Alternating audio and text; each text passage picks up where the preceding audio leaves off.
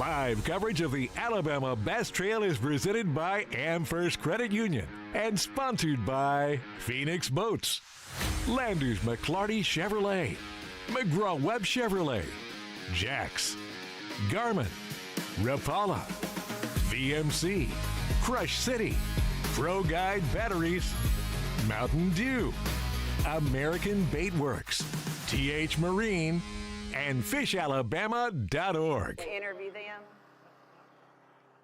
Welcome to the Alabama Bass Trail Championship here on Wheeler Lake, 67,000 acres on the Tennessee River. We're going to give out over $100,000 today. As you can see, we are cruising out to our Blastoff point.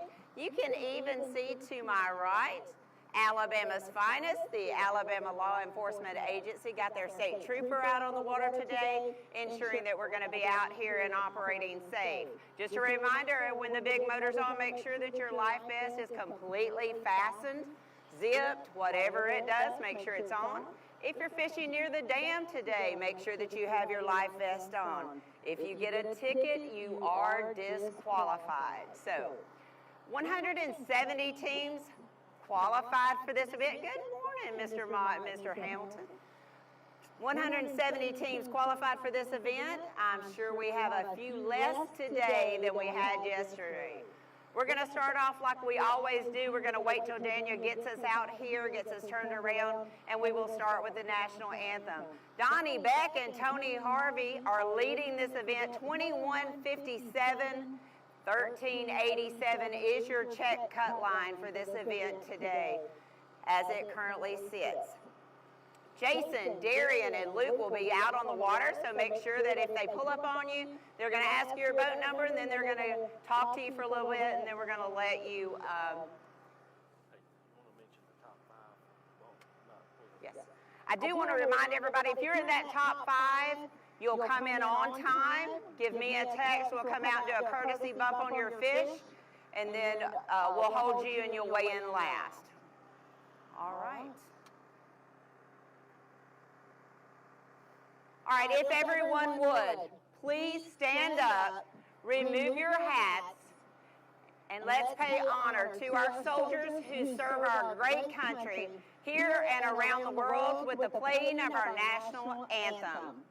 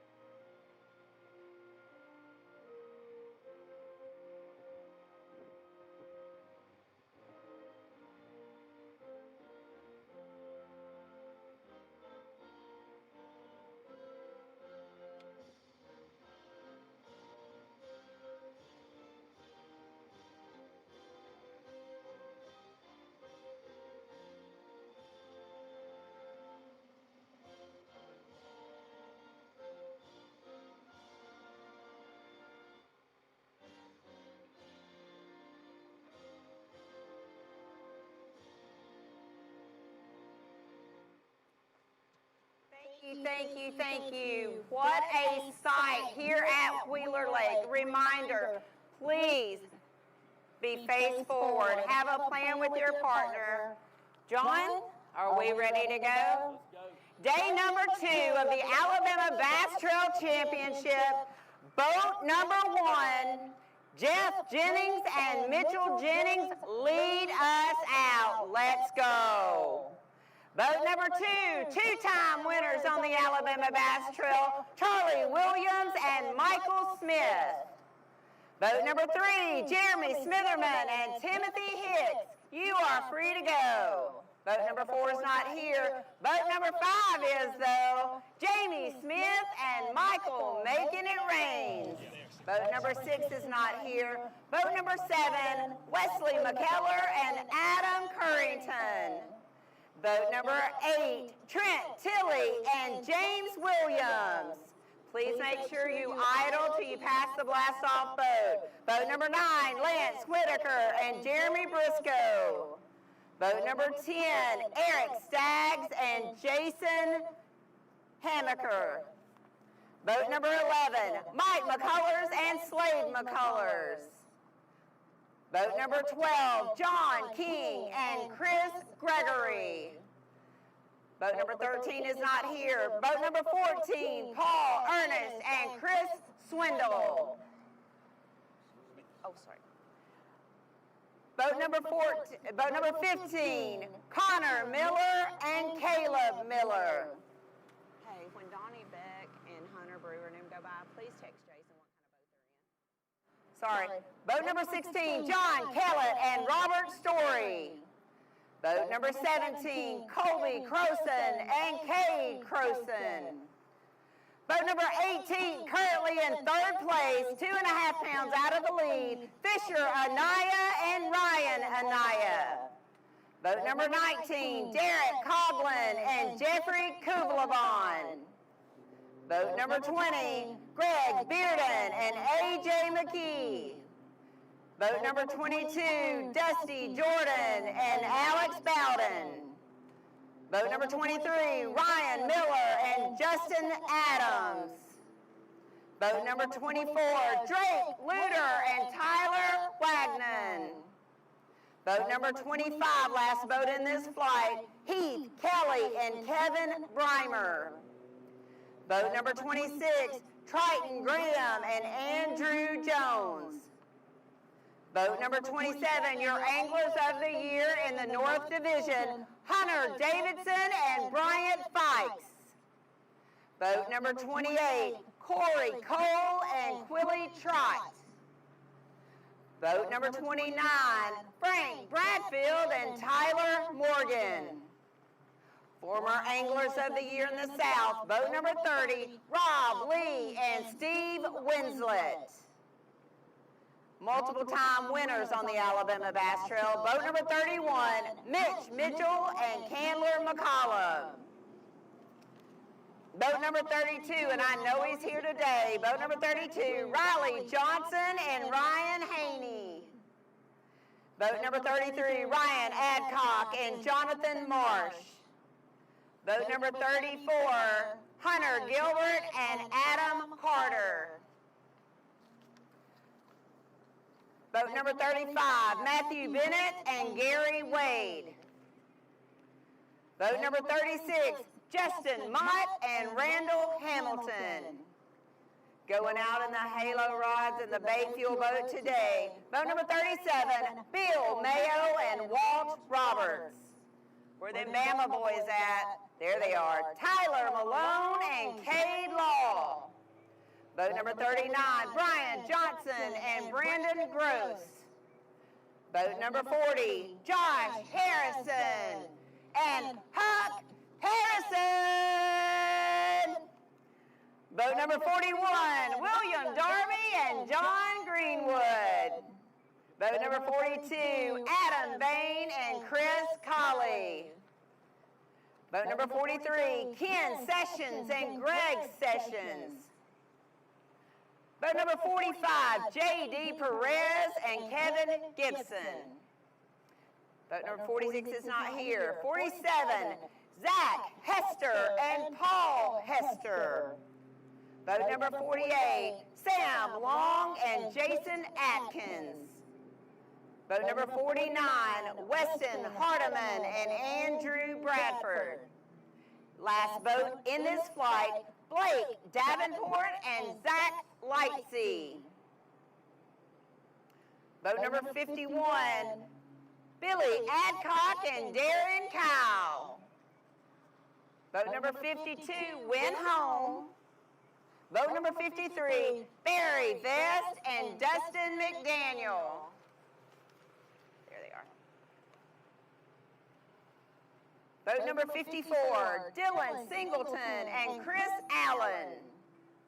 Boat number 55, Matt McClung and Brian Assay. Boat number 56, Jonathan Post and Timothy Felder. Those Indiana fellas are here. Wendell Eisen and Rich Eisen.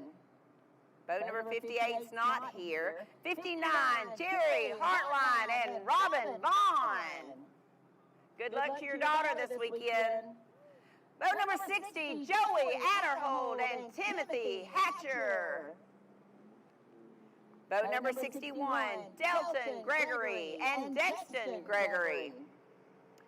Boat number 62, John Burke and Charles Davis. I see those guys. Best dressed on the stage yesterday.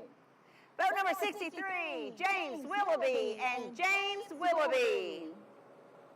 Boat number 64, Barbie Sharber and Jeff Prizza. Boat number 65's not here. Boat number 66 is Lee Pitts and Steve Engel. Boat number 67, Justin Lane and Luke Mason. Boat number 68, Andrew Hall and Mike Hall from Wadowee, Alabama. Boat number 69, Ricky Dunn and Trent Davis. Boat number 70, former Anglers of the Year, Justin Bussey and Ben Webb. Don't see him. All right. Boat number 71's here, Brian Adamson and Ryan Lloyd. Look at Brian, done got a haircut. Wow. Boat number 72, Tim Windsor and Mike Smith. Boat number 73, Jason Wizenat and Tim Baker. Good luck, guys.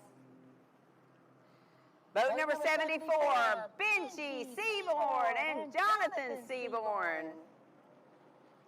Boat number 75, they had a win this year on the Alabama Bass Trail. Boat number 75, Will Nichols and Jake Young. Boat number 76, Sean Hornbuckle and Barry Smith. 77, former Anglers of the Year, C.J. Knight and Anthony Goggins. Boat number 78, ninth place after day one, Charlie Cummings and Sammy Bailey. Boat number 79, seventh after day one, Blake Hall and Jeremy Lamb. Sitting second after day one in a beautiful Phoenix boat, Hunter Brewer and Nathan Brewer. Boat number 81, Ty Story and David Hardy. Boat number 82, Tim Peake and Byron Smith. 83's not here. 84, Chris Heathcox and Scott Goolsby. Boat number 85, Elliot Galt and Austin Swindle. Boat number 86, they need a big day today. Brent Crow and Jimmy Mason. Boat number 87, Michael Adams and Raymond Adams. Boat number 88, Walker Brown and Sloan Pennington. Boat number 89, Michael Woolley and Kyle Llewellyn. Boat number 90, Eric White and Adam Fleeman. Boat number 92, Jeff Ritchie and Matt Ritchie. Next two are not here. Boat number 95, Matthew Hurst and Roy Hurst Jr. Number 97, Brent Cottle and Nick Robinson. Boat number 98, Daryl Crenshaw and Billy Adamson. Boat number 99, Delano Green and Delano Green Jr. Boat 100's not here. Boat number 101, former winners on the Alabama Bass Trail. I'm going to be nice. Boat 101, Damian Willis and Tyler Kiker. Boat number 102, leading by day one by a pound and a half. Boat number 102, Donnie Beck and Tony Harvey. Vote number 103, Cody Williams and Grant Johnson. 104, Jacob Scripture and Caleb Fisk. 106, Jake Bice and Briar Chambers. Vote number 107, Mark McCagg and Tim Hurst. I think they're in 12th place after day one. They weighed in over 16 pounds. Amanda Williams and Buck Williams. Vote number 109, Ryan Schroeder and Cody Hill.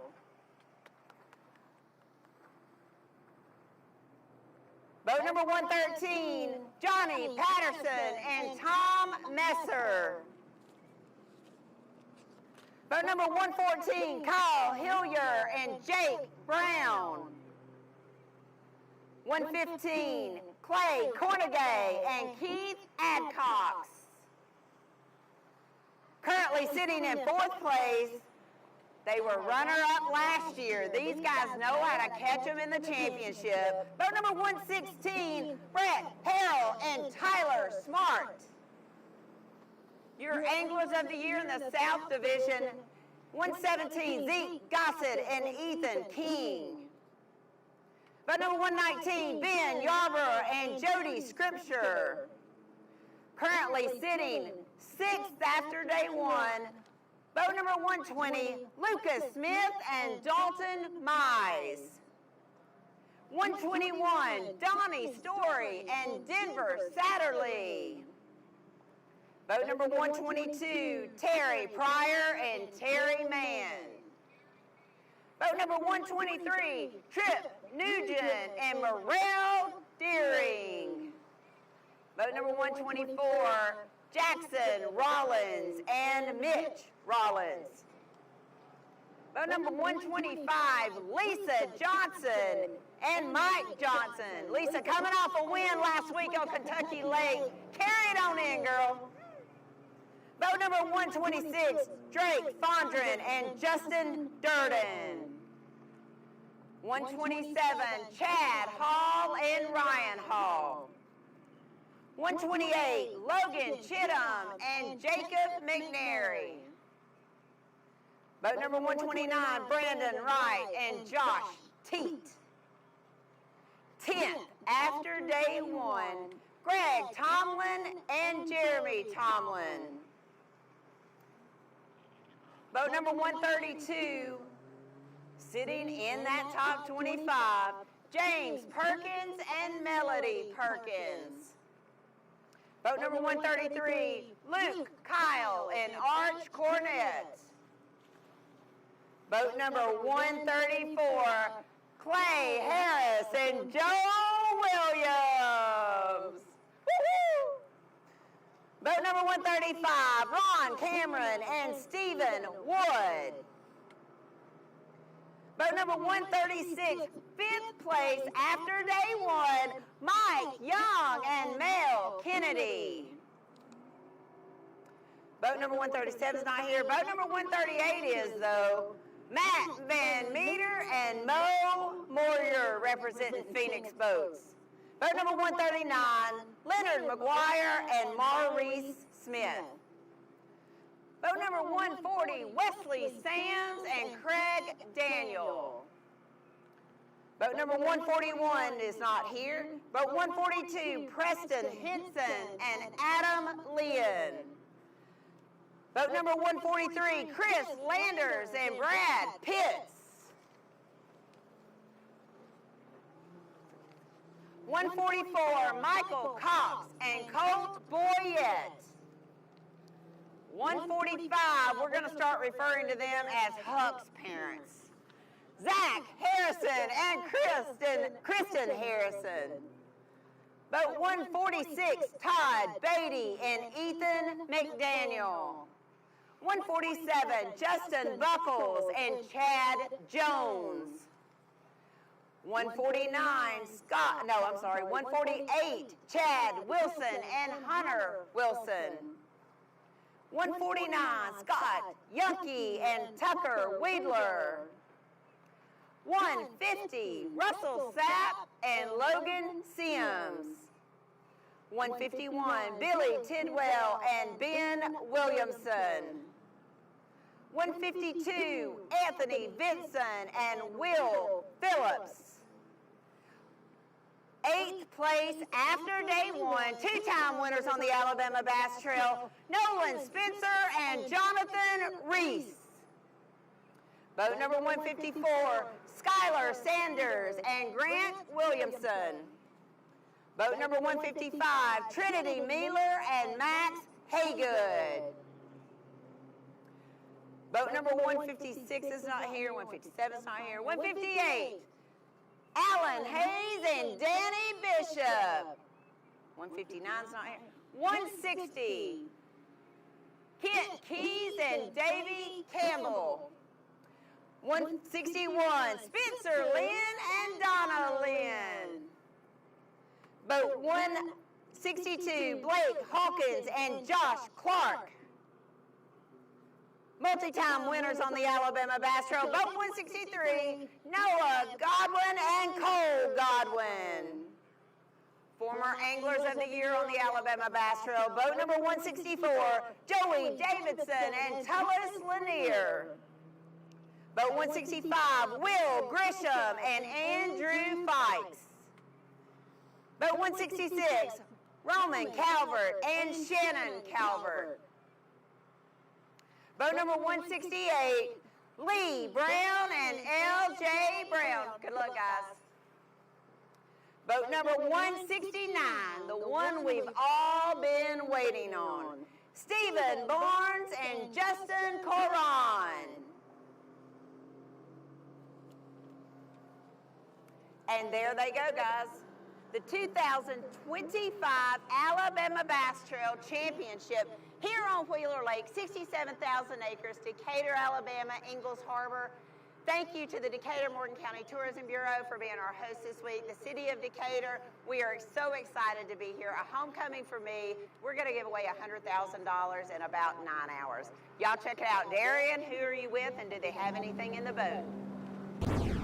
First off, good morning to everybody at home watching, but this is probably the prettiest sunrise I've ever seen out on Wheeler, day 2 of the ABT Championship on Wheeler. We've got a wind change this morning. If you guys at home are hearing some wind noises, it's blowing out of the south already, which is going to change things big time for the day. Yesterday it was coming out of the east, so it was blowing this way down the river. Today a little bit of a wind change, so things are going to be different. The guys who are fishing the flats, the wind is blowing into them. You're going to change their boat position a little bit, make things difficult. Right now we're on Fisher and Ryan and I, but I wanted to show you this little bait. I'm going to get in close. This is the Crush City Mooch Minnow, and if you ever watch Fisher and I, you know that he's a mooch minnow lover. Problem is going to be today, the wind. This bait is so small, it's a little bit difficult to fish in the wind. So we'll see how the young man can weather this storm and keep his attention on the bait. But they're on some fish, obviously. It was awesome to see the father and son team. They had 20 pounds with a penalty yesterday, so it dropped them down to 19. But they're in 3rd place now, and no fish yet. But they were able to get on their starting spot that they wanted to, and yeah, I know they're looking forward to a big day today. I think if they had 22 pounds today, they'd be real comfortable. If they have 20 pounds, it's going to be a show. And the main thing is to get the early morning nerves out of the way, get on your first, your starting spot, and be able to settle in and start fishing. That's kind of the main thing for the morning. They're also moving pretty quick, as you can see. We've been chasing them down the flat and having to keep our distance. The last thing I want to do is get too close to these guys and mess up their day. But the really cool thing, obviously anybody who wins this tournament, whether it's Donnie Beck and his team, or the Brewers, or the Anais, anybody who wins, 50 grand is 50 grand. But for Fisher to be able to, he's in the top 10 right now in the Bassmaster Open EQs, so if he does good at his next event, he will be qualifying for the Elite Series. And I know that if they were able to win 50,000 headed into that, obviously that's going to be a springboard for him in his career, and mean a little something special, so we'll see how this goes. I'm gonna shut up and just watch fishing. If y'all got any comments or questions back home, make sure you type them down below, whether you're on Facebook or YouTube. We've got multiple people watching the comments and responding. Miss Kay, Angela, I believe Emma might even be on Facebook comments, but if y'all have something y'all want us to ask, fire it below.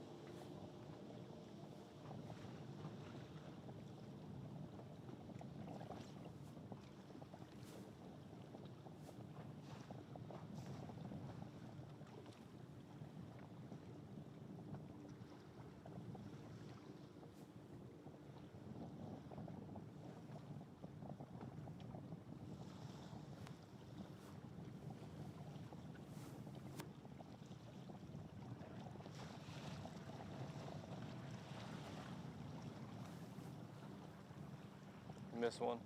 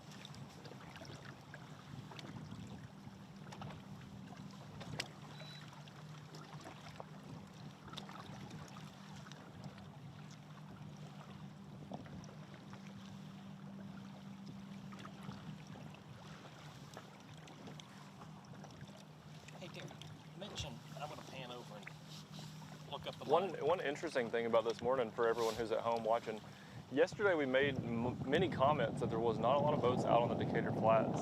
Today there is a lot more. I mean, y'all probably can't see this on the camera. Obviously there's 3 or 4 boats right here. There's one out on the flat, but up on the flat, even closer into Decatur, kind of near the ramp, I mean, I bet we can see 20 boats or more spread out across the flats, which definitely was not the case yesterday. And the good...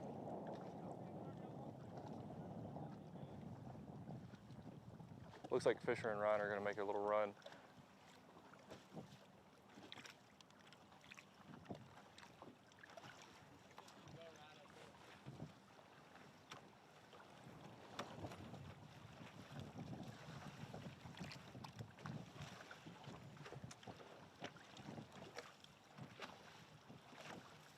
Miss Kay, if you're available, we might need to throw it to you. If not, we can... All right, let's take it to a little commercial break while we go catch back up with Ryan and Fisher. Also, love that Crush City wrap. We'll go to commercial break. We'll be right back.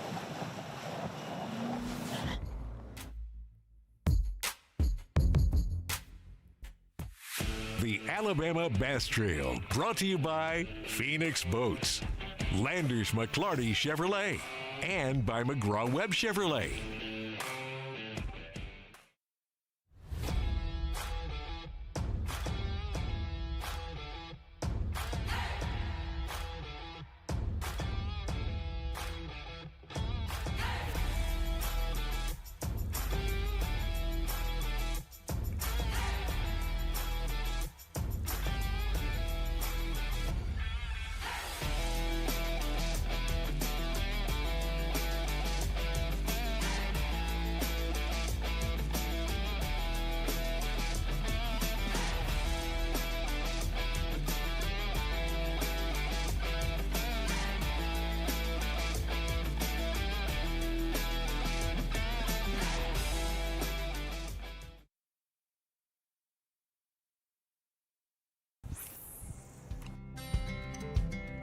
Some things ain't worth keeping. Yesterday's traditions, today's adventures, tomorrow's memories. Now that's something worth keeping. Fish Alabama and find your keeper. For more information, visit fishalabama.org. At Phoenix Boats, our passion for fishing is obvious. Whether it's a pro event or fishing with our family and friends, we truly love the sport of fishing. That's why our goal is to make every single Phoenix boat that goes out the door the best fishing platform it can be in both design and construction. We love to fish as much as anyone, and we believe it shows in every boat we build. Phoenix Boats, built by anglers for anglers. The perfect checking account doesn't exist. Not at a bank, that is. So why do you keep looking there? At AmFirst, you can get no minimum balance or monthly fees, an instant issue debit card, and free checks with unlimited check writing. But who doesn't want more? Like a rewards program you'll actually use, and convenient digital tools that make it easy to manage your account from anywhere. Now you could try and find that at a bank, or you could save yourself the trouble by checking with us. Before there were hashtags, there were handshakes and shared stories. They gave us confidence to make our first cast, and chase our dreams. They taught us to fish, and in the process, taught us about life. They taught us that success isn't just about reaching the top, it's about lifting others up. The future isn't just about selling tackle. It's about 3 simple words. Let's go fishing. Here's to the original influencers. This is Jack's Country. What up, DeBoer? Hey, Freeze. Did you hear Jack's is making a coach's burger? I'm calling mine the DeBarbecue Bacon Burger. Oh, that's really cute. Behold, the enormous Freeze with cheese. May the best burger win. Oh, it will. Introducing the 3rd-pound Coach's Burgers. Big and bold barbecue bacon topped with crispy onions and the all-American burger with all the fixings. Because nothing unites more than food. Freeze with cheese. DeBarbecue. Freeze with cheese. DeBarbecue. Freeze with cheese. All right, we are back, and interesting thing for the people who you hear about the word Decatur Flats. That obviously is a really big area. I don't know, maybe 10 miles long, the Decatur Flats, 5 miles. And you can basically see from where Fisher and Ryan's boat are all the way to the bank back there, like really far. It's really shallow. I mean, it's a flat, and in past years, a lot of grass has grown here. This year in particular, there's not a ton of grass, but basically from the power lines back to our left, all the way up till the train trestle bridge, is just one huge flat, and there's ditches all through it. There's channels you can run through it, but for the most part, that's what they call the Decatur Flats. Boats are spread out all across it, so even though they're boats in the middle of what looks like probably deep water, it's actually not. They're pretty shallow. They just power pulled down a few minutes ago, so it's shallow up there. A lot of stumps, hard spots which have shell or whatever it is, but there's a lot of stuff going on. Obviously, you can see they're looking for very specific things, whatever waypoints, whether that's on a shell bar or, like I said, a series of stumps. Back where we were earlier, there was a lot more wood sticking out of the water. But one thing that's really cool this morning, we were able to get, since it's day 2, we knew where the winners were, the top guys were going to. So Jason Duran is all the way at the upper end of the lake, up at the dam. I'm covering kind of the Decatur Flats area, gonna focus with Fisher and Ryan for a while. And then Luke Duncan is down on the lower end of the lake in Spring Creek, where we heard there was a lot of fish being caught. A bunch of teams were headed down that way. So I heard from Luke earlier. I don't know if he's set up and ready, but I know that there are a lot of boats down there. So we'll be able to get an update from Luke here shortly.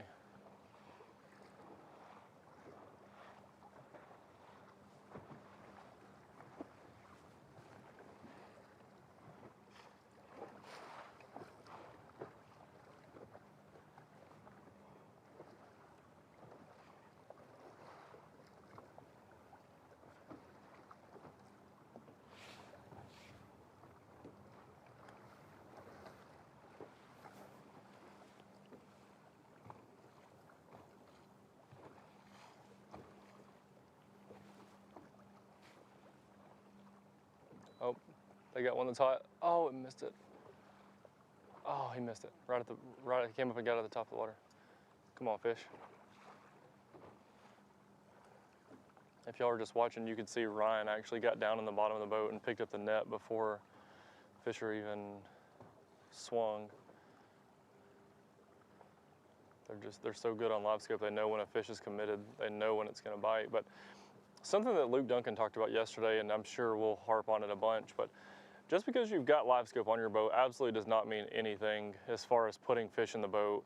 It's still extremely hard. Fisher's made 100 casts this morning, and probably every one of those casts are at a fish that he sees on a screen, and he's probably one of the best there is at LiveScope. And you don't catch every fish. Like, he obviously just missed one. So if you imagine a guy going down the bank and has a bite this morning on a buzzbait and misses it, Fisher also just missed one. It's not like you have a 100% catch rate on every fish you see. Every fish you see doesn't even, come look at your bait.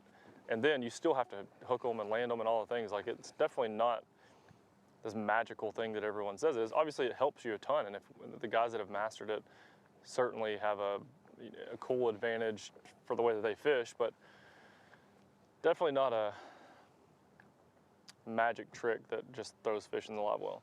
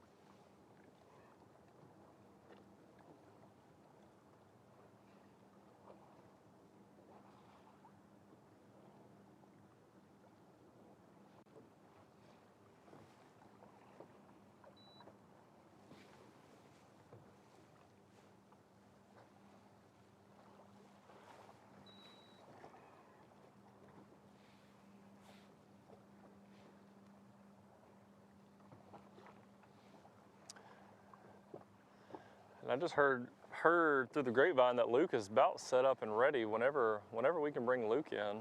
Sounds like he's got set up on a boat down around the lower end. Darian, I've made it down to the lower end of the lake. It's good to be down here. Nobody made it down here yesterday out of our trio doing live coverage. So down here in my old stomping grounds, I love this lower end. And I've caught up with Adamson and Lloyd. They were 17th place coming into today, had 15:09, and they are working kind of a typical fall pattern, just paralleling some of these riverbanks on the south side of Wheeler Lake down here. Haven't got close enough to get an update. They just ran by us though, just got down here after launch. And Darian, not only is it championship Saturday here at the Alabama Bass Trail 2025 championship, but it's also the third Saturday in October. So I'd like to tell everybody good morning and go Vols. So let's slide in here. Get a roll tide on that one, brother.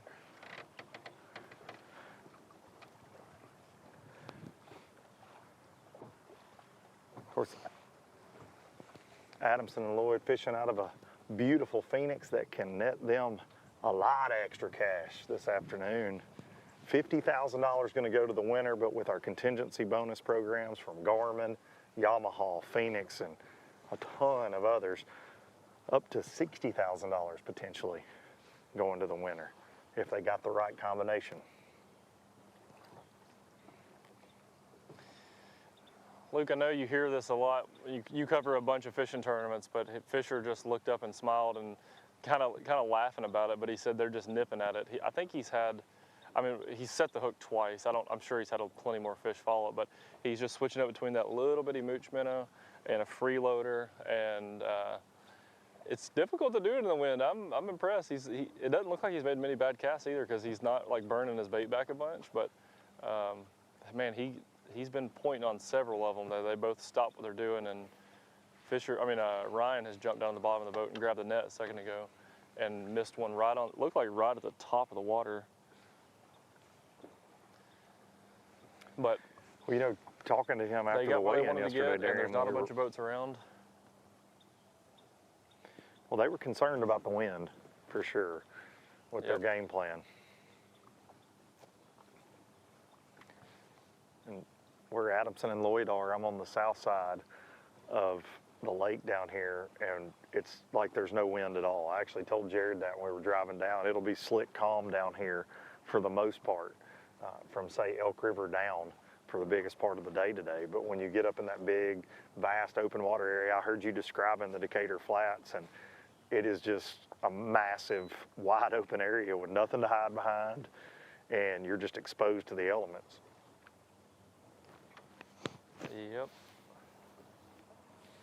So we've really got a lot of different things at play. You've got these lower end fish. We've got the tail race fish, obviously, that were first and second place yesterday, and they're going to be protected from the wind. They might have a bumpy boat ride getting to and from, but once they get up there, the wind shouldn't impact those guys that much up there. And then you've got Fisher and third out there on the flats, and we had several boats in that Decatur area yesterday have a good day. Yep.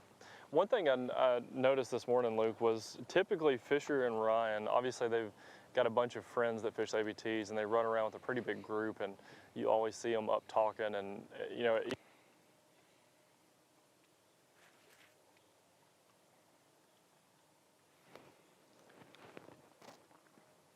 believe we lost Darian there.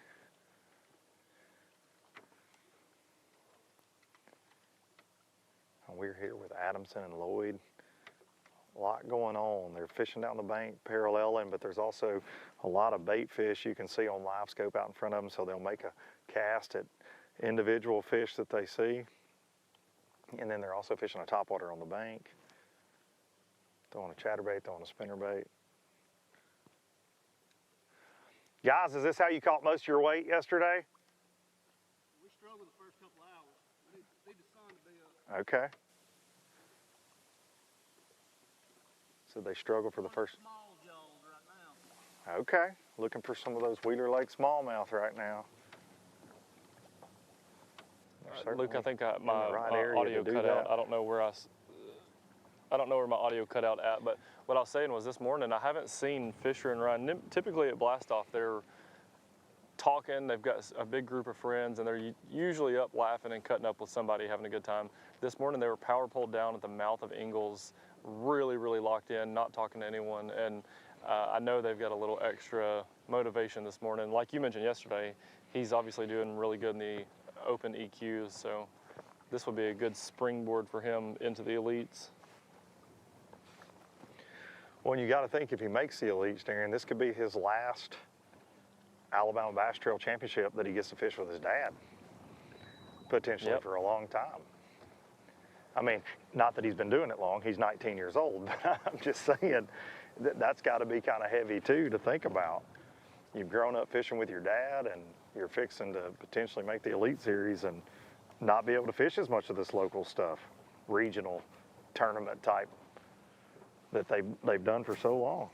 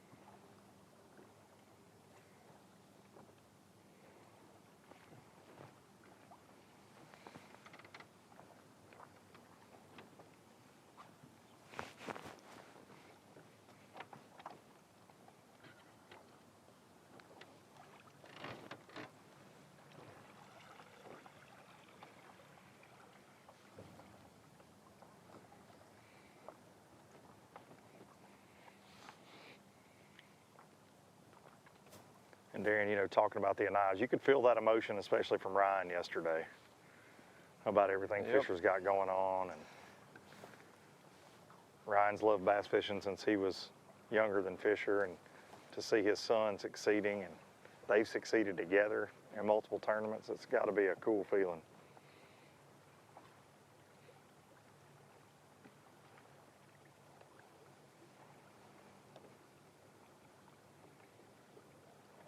And once again, the Alabama Bass Trail becomes a proving ground to whether or not you can make it at the next level. Because we've sent a bunch of them to that highest level.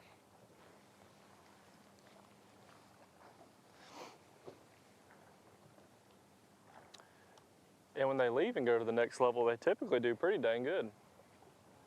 I was going to say, yeah, they go on a tear at the next level as well. Yeah.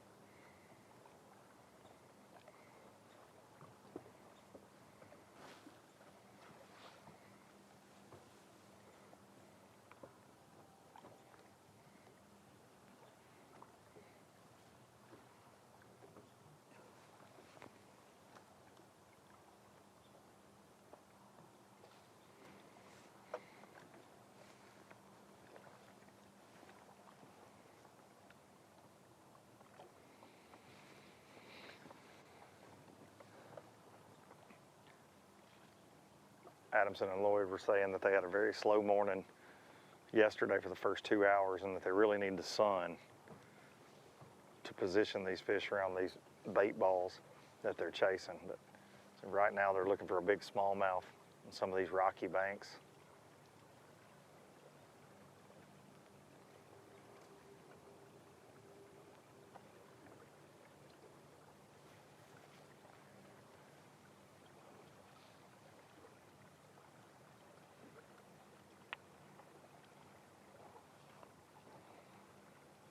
Darian, with the weather today, will we see a fall off in weight? And what I mean by that is, you know, out of our top 5, can somebody come from 10th place to win this thing today?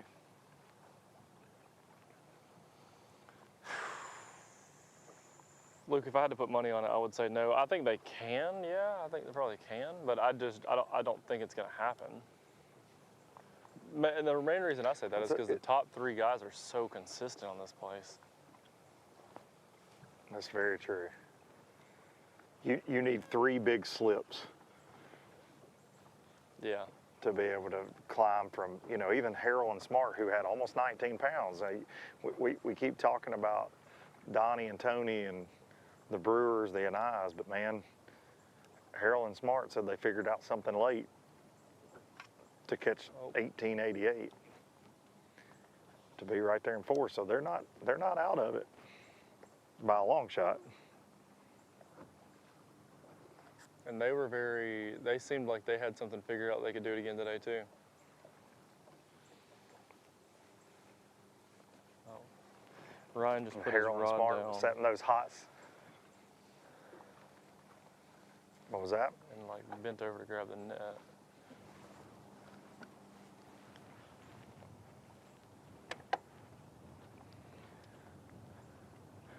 Harold and Smart setting those hot seats, the Phoenix Boats hot seats there at Lay Lake last year up until the last second. They end up being runners up there.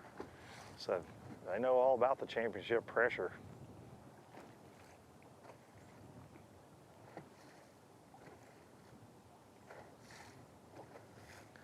And try to spend some time with them today. I have not seen them on a tracker on the lower end, but I looked for them yesterday as well and never found them. So I'm not sure. I know they had a mixed bag. They had a big smallmouth, some largemouth yesterday. Do our best to try to find them at some point. I tell you what else I want to see at some point to show the folks at home in case they didn't see it was Donnie Beck's 7-pounder in his left hand and like a 1-pounder in his right hand.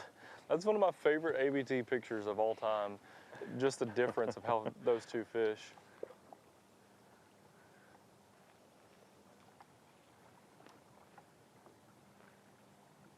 That 762, I believe, that was the Mountain Dew Big Bass, was the healthiest fall bass I've ever seen. Yep. I mean, a specimen. He also had a 682 as well. That didn't.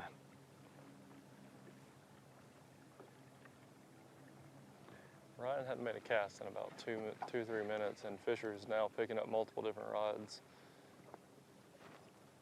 And they're chasing us. The fish must be swimming fast because I'm getting the heck away and they keep getting closer.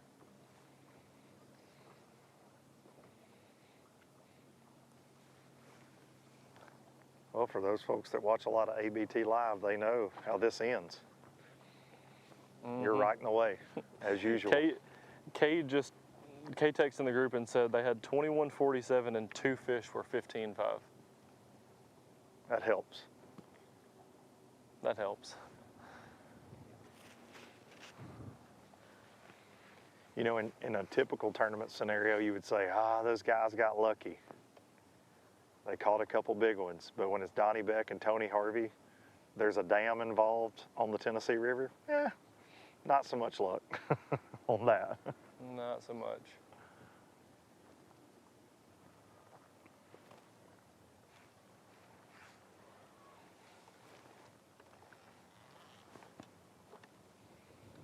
I know Matt Lee spent some time with him yesterday. Matt Lee spent some time with them yesterday early, and they only had 1 fish. And that's what Donnie said on stage, that it really didn't start to fire for them till later in the day. And that 682 that they caught on the way back to the ramp on almost the last cast of the day.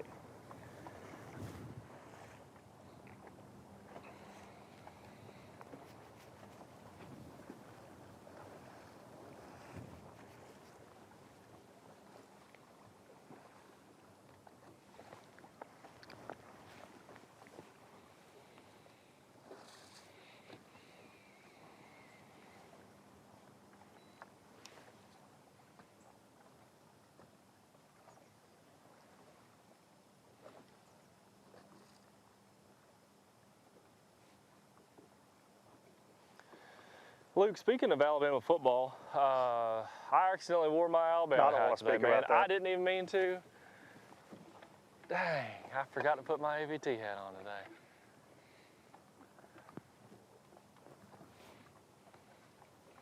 I got my ABT hat on, but I got these big orange colors on. Don't you worry about it, buddy. There we go. Hey, they need love too. It's okay.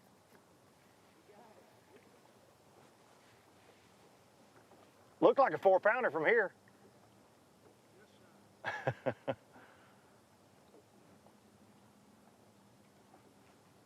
not gonna lie, that was a very hard smallmouth to see from where I was at. I didn't even realize he had caught one until he was throwing it back. He's also got on a dark rain suit, and I got a little bit of a glare, and it just blended in. I just thought it was his bait.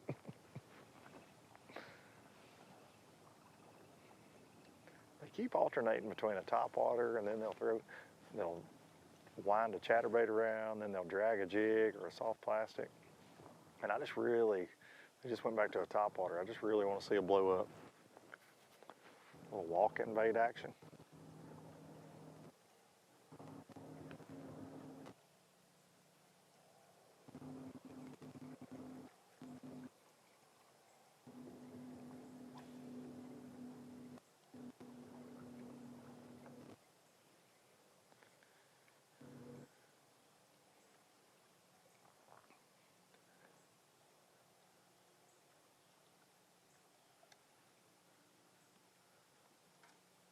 We appreciate everybody tuning in this morning for this final day of the ABT Championship. Y'all fixing to make a move? Yeah, just back to that bend. Okay, all right, we may stick with you.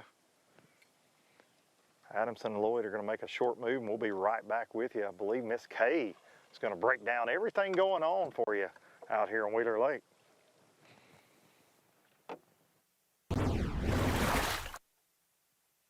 Welcome into the Alabama Bass Trail Live Studio for the first time this morning for Day 2 of the Alabama Bass Trail Championship, Wheeler Lake in Decatur, Alabama.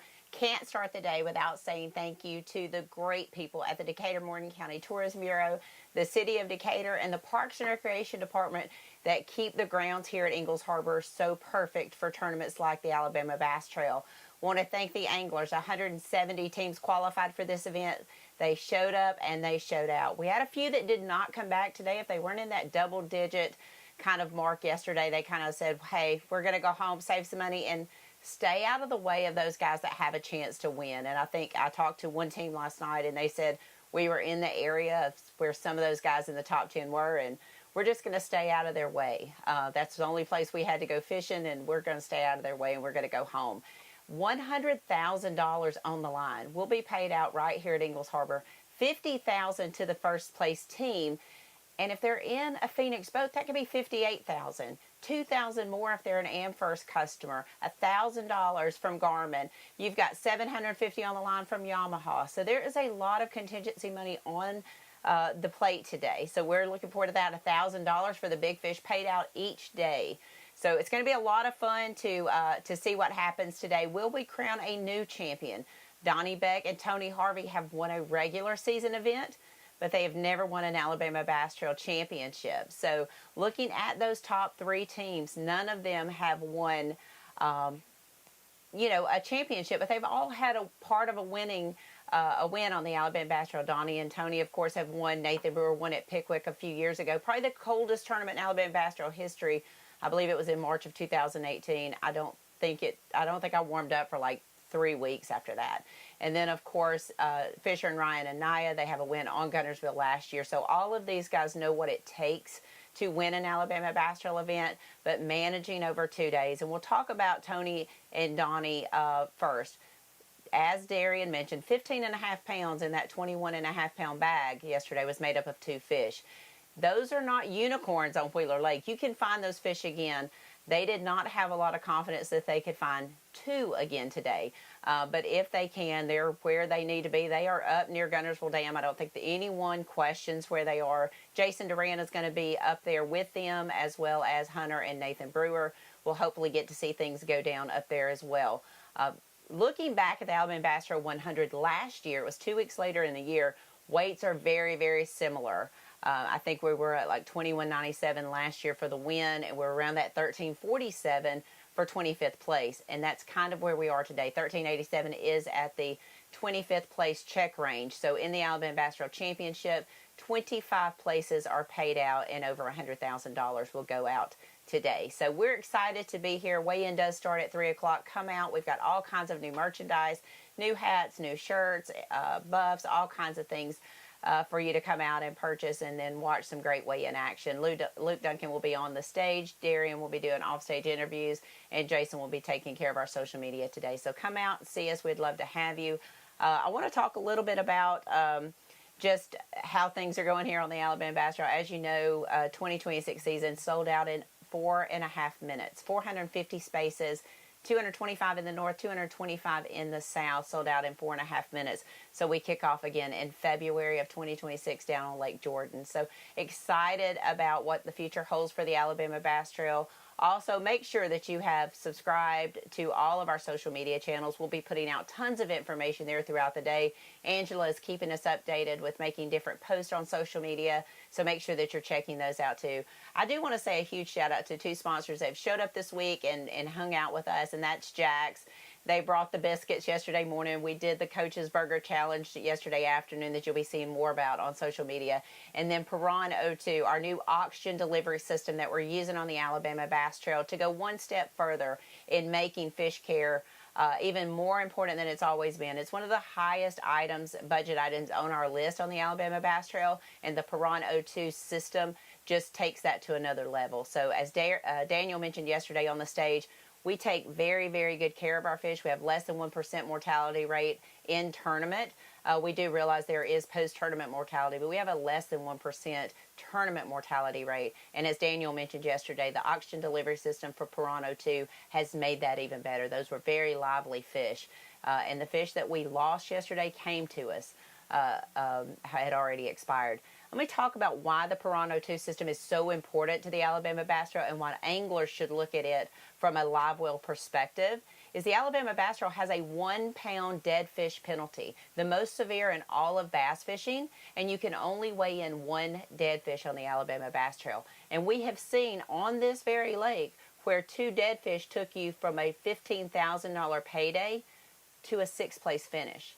So very, very important that you keep those fish alive, not only for tournament winnings, but to make sure that children and generations to come can come out and enjoy this sport that we love so much, in the sport of bass fishing, crappie fishing, catfishing. I heard there's a catfish tournament going on today as well. So making sure that we extend the life of these lakes. So thank you to Piran O2 for coming on and being a partner with the Alabama Bass Trail for the 2026 and 2027 seasons. We're excited to work with them. If you're out at the weigh-in, go by and see those systems. I know that you will be as equally impressed as we were. So we're going to go ahead and take a short break if we can get the studio to get a couple commercials up, pay a few bills, but don't go far. Jason, Darian, and Luke will be out on the water as you're looking at Ingalls Harbor, the home of the 2025 Alabama Bass Trail Championship. Y'all stay tuned. We'll be right back.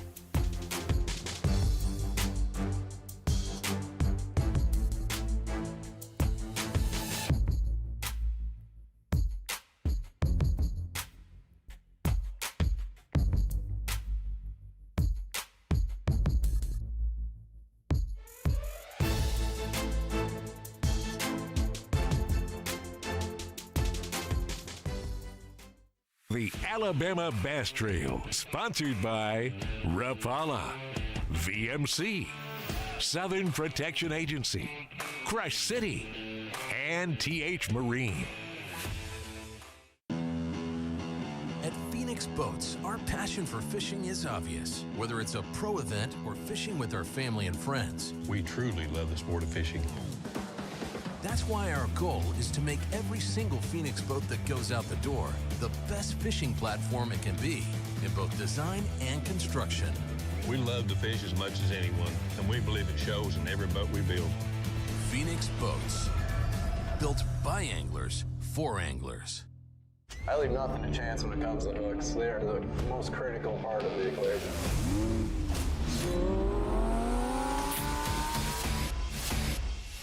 This is truly the best hook I've ever used. Thinner, stronger, slicker, all the pluses that you really want in a hook. That red line right in the roof of her mouth, exactly where you want to get them. When you have the opportunity to create something good, you might as well make this great, and I think that's what we did with the Red Line series of hooks. In the relentless pursuit of domination on the water, one name stands above the rest. TH Marine's Atlas Jackplate. The power behind champions since 2007.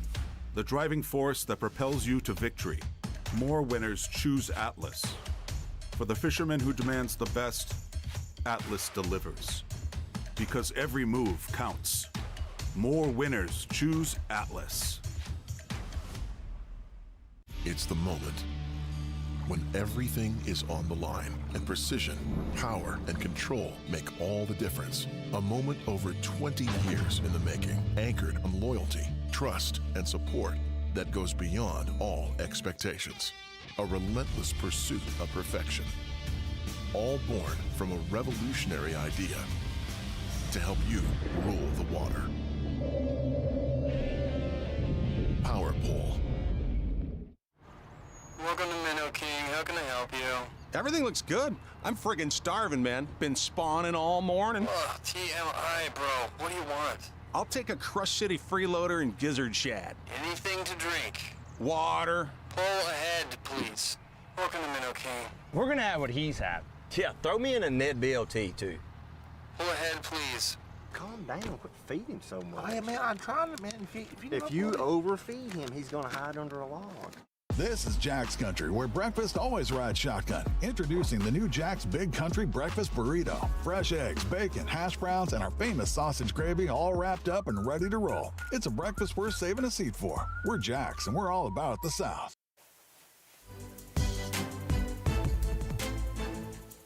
Welcome back to the Alabama Bass Trail Championship, Wheeler Lake. You're looking at Ingalls Harbor during our takeoff this morning. Just shy of 170 boats. I think we priced in out around 120 this morning. Again, if guys were not in that double-digit range yesterday, they probably went home to save a little bit of money and stay out of the way of the other contenders. But we do have Jason, Luke, and Darian out on the water. Luke is still with boat number 71, Brian Adamson and Ryan Lloyd. Multiple-time qualifiers for that Bass Team Championship. They're always up in the points. So we're going to get back out to Luke on the water and cover Mr. Brian Adamson and Ryan Lloyd. Luke? Yes, ma'am. We are still hanging with boat 71 here. Had a little over 15 pounds yesterday. Had them in 17th place. Looking to make a charge up that leaderboard today. Get them into the top 10. And you never know with these changing conditions, this big wind. You catch a big bag today, you might be in the mix. We saw that at last year's championship. Things changed on day 2, as it tends to do in multi-day events. Once the fishing pressure and the weather kind of change things up. We're on the lower end of the lake, and I do see on our tracker here that our 4th place team of Harrell and Smart, they are running our direction. So hopefully be able to get an update from them here pretty soon as well. They had almost 19 pounds yesterday, so certainly in the hunt.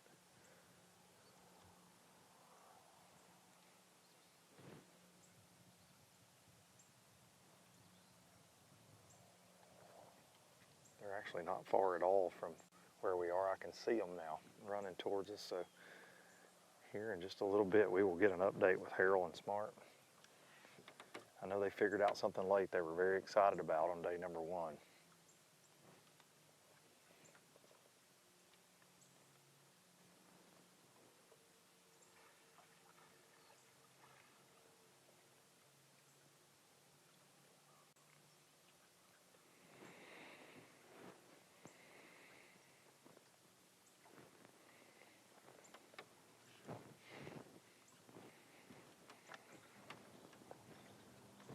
Luke, we've got a question in from Facebook that says, how do you think the day will develop as far as baits, and what will the winning weight be? Well, I'm going to go with, I think we're going to be just shy of 40 pounds. I'm going to say 39 for the win. And I'm going to say bait-wise, depending on the wind, you've been talking about that this morning with the Anais, they're out there scoping. You know, I think you'll see the same baits from guys like the Brewers and Donnie Beck and Tony Harvey as far as, you know, I would guess that we're seeing some scroungers, we're seeing some swim baits and some jigs up there around the dam for sure. But I'd say as far as baits are concerned, we're not going to see a lot of difference between day one and day two, which was your typical scoping stuff like the mooch minnow, freeloader for guys that are scoping, and you're going to see some top water from a lot of teams as well. Saw a lot of that yesterday. You're going to see a lot of that again today. And then I think the guys at the dam are going to be sticking to those tail race guns. And Darian, you're sometimes luck's just on your side in life. I've been watching this tracker, and Harrell and Smart are legitimately fixing to pull in about 100 yards from me, the fourth place team. Nice. I've been watching their tracker from Decatur, and they're down here, so we legitimately might not have to get on pad to cover these guys in fourth place. No, I agree with you on the weight. I think we probably pre-projections were a little bit high. I think you're right, 39. I don't even know that we'll break 40, but I think it's definitely in that range versus in the pre-projections, we were a little bit above 40. So I think you're right on that. And then baits-wise, you know, it's funny, like back in the day, you think of this tournament and you're just going to throw a square bill or a DT6 somewhere and fishing on the bank. Like, it's not the same. Things are different now. You're not just changing the color of your crankbait anymore, your spinnerbait. But no, I think baits-wise, it's just going to make things more difficult. Like, Fisher's definitely throwing the same bait as yesterday. That mooch minnow and the freeloader are like his two staples of sight fishing. I mean, of live scope fishing. And he also throws the janitor worm a bunch. But you know, these guys are really dialed on scoping, and they're not going to change their baits. The most difficult thing is just dealing with the wind. But maybe the guys down there where you're at, like, I don't know if changing crankbait colors just because of the wind and maybe the water gets a little muddier or something, I don't know, but I think it probably stays the same. Yeah, I think it'll stay the same. And for these guys down here, I don't think the wind's going to bug them as much. You know, Harrell and Smart just pulled in. I can see them taking off rain gear. So they came straight here from Decatur, it would appear. They might have stopped and made a few casts, but, you know, didn't take them long after takeoff to get down here. They're actually starting on a point behind me. But it's protected. You can feel a little bit of a breeze, but it's pretty slick. So I don't think these guys are going to have to make a lot of adjustments. But the biggest thing I noticed being down here, and it's typically this way on this end of the lake, that's just the amount of bait that I'm seeing on live scope. Whether it's on a main river stretch, we're in a pocket now, whether it's on a point, they're, I mean, just loaded with redfin down here. And you can see fish in and out of them on live scope. We've seen some fish schooling this morning a couple times. So this lower end is really alive and well. And we didn't see a lot of teams down here yesterday. If they're running and chasing that bait. Listen. Jerry will turn his head long enough. I'll fire an old sexy dog over there. I ain't afraid. Just kidding. We're not allowed.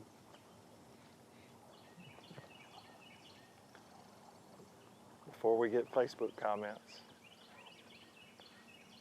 they don't allow Darian and I and Jason to fish because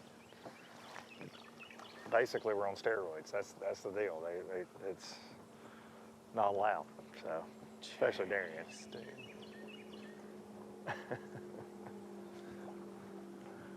Yeah, that's the truth. Man, it's so cool watching scopers, or especially team tournament scopers. Like, Ryan just put his rod down and sprinted to the back of the boat to grab the net, and then the fish ended up not committing. But it's funny that you know when they're so hot that you should be catching them. Fisher's like, he's in good spirits or attitude about this. Like, he's kind of just laughing it all off. I'm sure he knows that at some point in the day those fish will actually commit and go get his bait. But they're definitely not playing fair right now. Because they came out swinging yesterday with 16 pounds in the first 30 to 45 minutes from what Fisher was telling us yesterday. So definitely a slower start for them on this final day. Yep.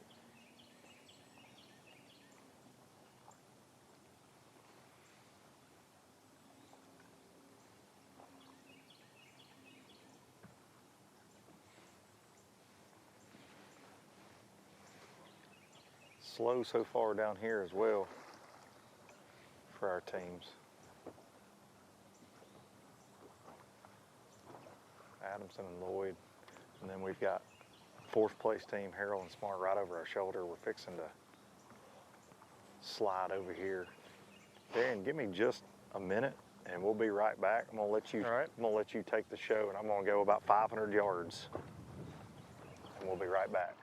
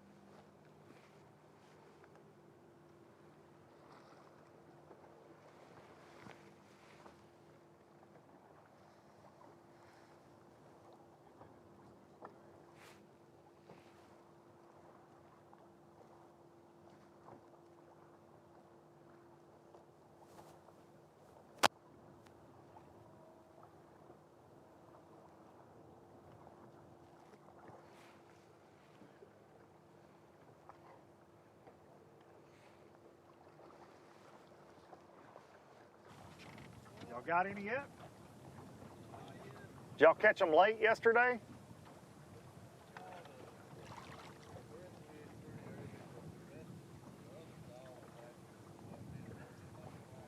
Were y'all on this lower end pretty much?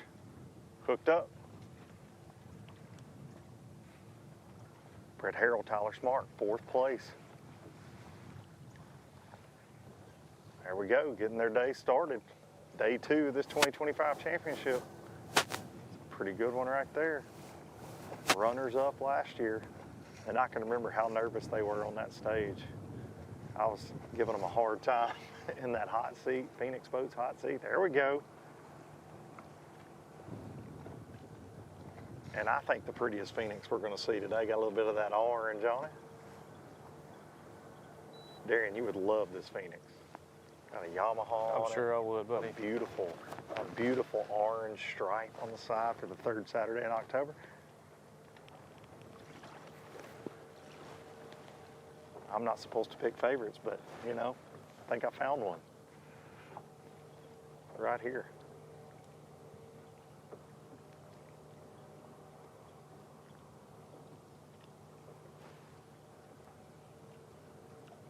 I wouldn't even get towed in from a Phoenix that's got orange on it. If I was stranded just out in the swim middle back of the lake, first? I'd get somebody else to tow me. I'd swim back.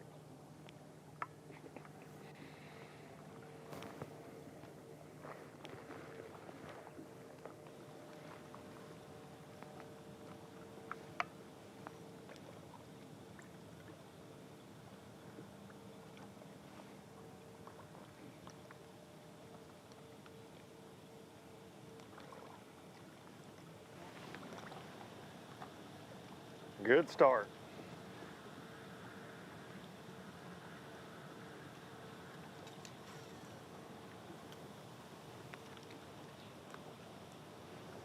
Well, well, well.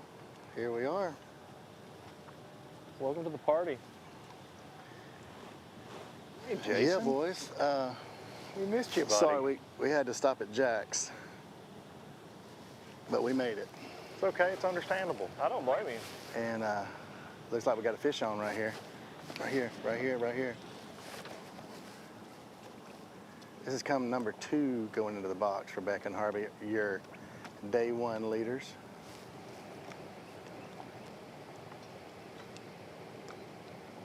We got it doubled up on the other side.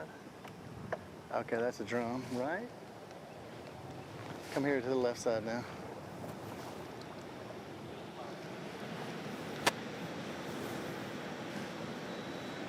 Not sure what team that is yet.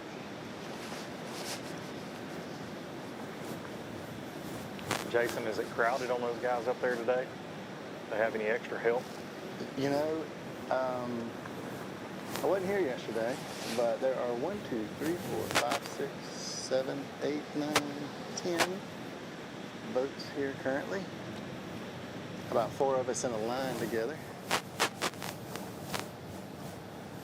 And I don't know if this is a good fish or not.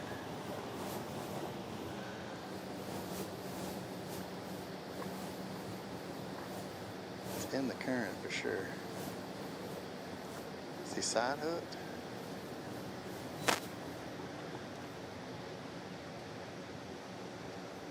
That's a fish.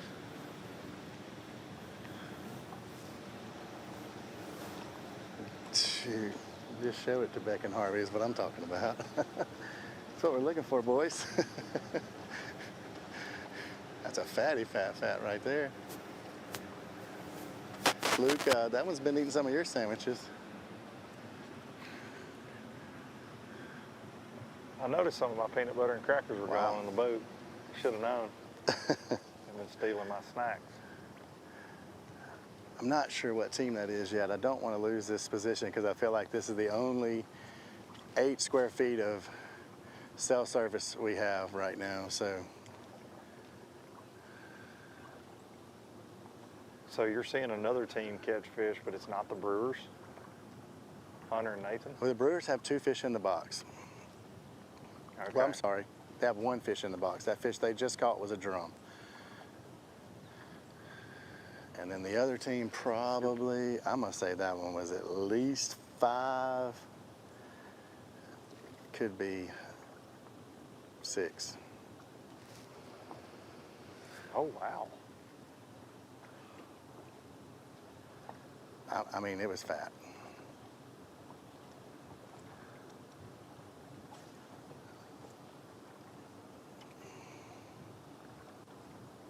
So are all the boats around you ABT teams? I would believe so. Yeah, we had several up there yesterday. Except for one guy. And he's the kind of guy that has a spot on the boat where you stick the net in the side and it sticks up real high, so I'm guessing he's not a tournament fisherman. He's wondering why the circus is in town. You're up there with a camera. He's wondering, like, you know, I think he was up here yesterday. If you watched live any yesterday, I think he was up here. And apparently he had a good conversation with Matt a couple different times.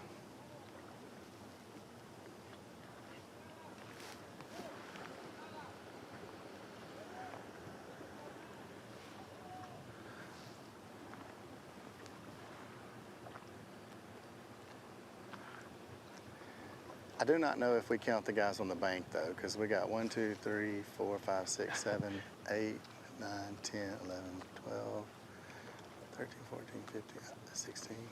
About 17 guys fishing on the bank, so those are not in the tournament. Sounds like a Saturday morning below a dam on the Tennessee River. For sure. Yeah. And you don't have to have a boat to catch fish up there, that's for sure. No, I mean, you got the fish just kind of coming by you at different times throughout the day.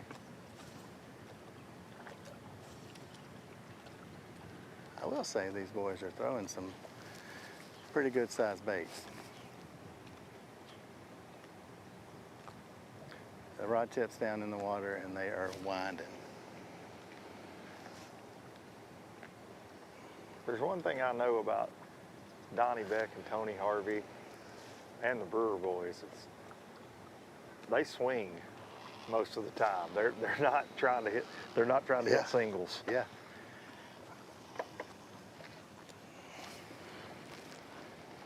I feel and like in an event like this, points don't matter. Yeah, not today. The points in your checking account at the end of the day, what matters. That's right. A lot of zeros on the line today.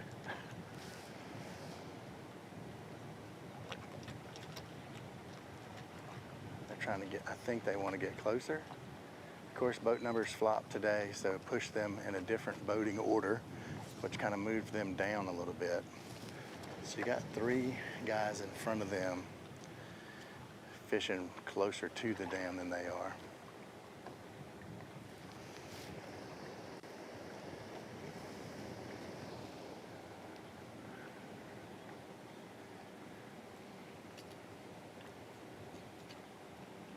You know, we talked about that last week on the podcast, Jason, that we could see that scenario play out. You could have a leader, especially up there, not be able to get back on the exact spot that they caught him on day one because of the boat order flop. And if you're a guy that had 15, 16 pounds yesterday, you're in contention just as much as Donnie and Tony are. And that's just the risk you run. Now, I'm not sure what that other team had that's right in the mix this morning up there, sounds like, but certainly something. They have one good one in the box. They had the kind you're looking for, at least. And Donnie and Tony know the drill. When you're fishing below the dams, there's always a crowd. People are going to see everything you're doing. Yeah. They've been doing it for a very long time, and that's just part of the game. And they do not get rattled. I think these are one of those things where you just kind of let it settle down for a little bit. I mean, everybody's just kind of still getting here. So we'll kind of ease our way up, work our way up, get closer, and eventually, you know, they'll get the spot they want. Rotate around. You know, it's kind of like those Alabama running backs when they kind of run through the line against Tennessee. You know, you just got to look for the hole and run through. Well, I will say in 2025, our defense got more holes than Swiss cheese. Go Vols. Anyways. There's going to be a lot of that talk, I think, today. So. Yeah, there's going to be plenty of that talk today. If you don't like hearing college football talk, this is not the tournament trail for you today. A lot of Crimson Tide fans in the contingency in the Alabama Bass Trail, rightfully so. I mean, you've got even people tagging your truck yesterday at the parking lot. It was not a safe ramp to park at yesterday, apparently, as a Tennessee fan. No, I was vandalized at the ramp. I hope your insurance covers that. Well, thanks to Ben, I caught the culprit, and it was an ABT employee. And I've gone to HR about it. We will see if anything gets done. Good. Yeah, hopefully. I'm so thankful we do have an HR department now. I filed a formal complaint. Yes, I filed a formal complaint. And also in that moment, Jason, I just switched my allegiance to Milo Sweet Tea because the culprit was none other than Darian Craig. Yeah. You were pretty close to Milo's anyway. I mean, come on, be truthful. Yeah, I already was. Yeah, yeah.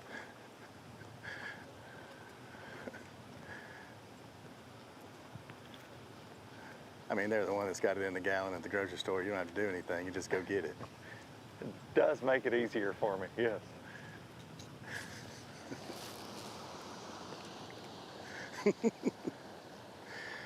Well, I can't support vandalism.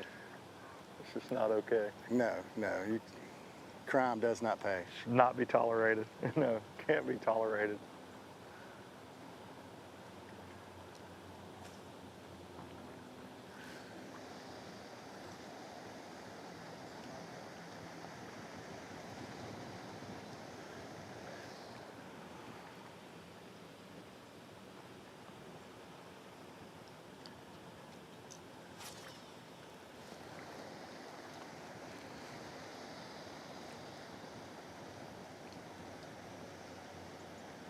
Jason, you're seeing some big baits, and we're seeing some jig fishing and some topwater from Harold and Smart.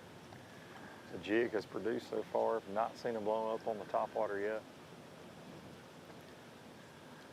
Wow. I'm real familiar with this area they're in, and they could certainly see a blow up at any second. And Also, you're a would not surprise long me to ways see from some us, too. schooling fish. I am very, very, very, very long ways from you.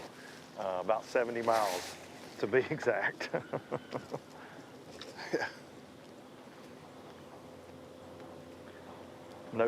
No shortage of water to fish on Wheeler.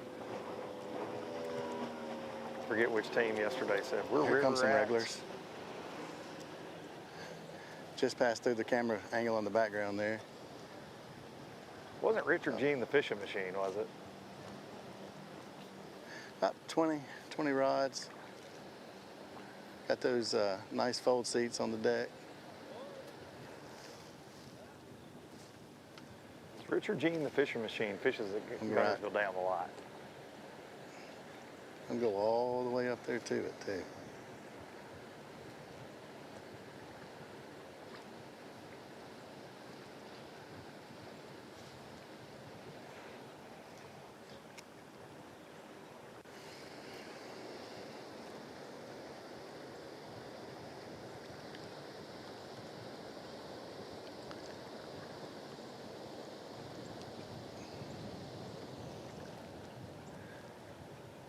We appreciate everybody tuning in this morning, this fine fall Saturday here on Wheeler Lake. The ABT Championship. Somebody going to take home $50,000 this afternoon, plus another $8,000. What's cool about it is the rest of the field will take home $50,000 too. That's right. Entry fee free championship. 170 teams qualified.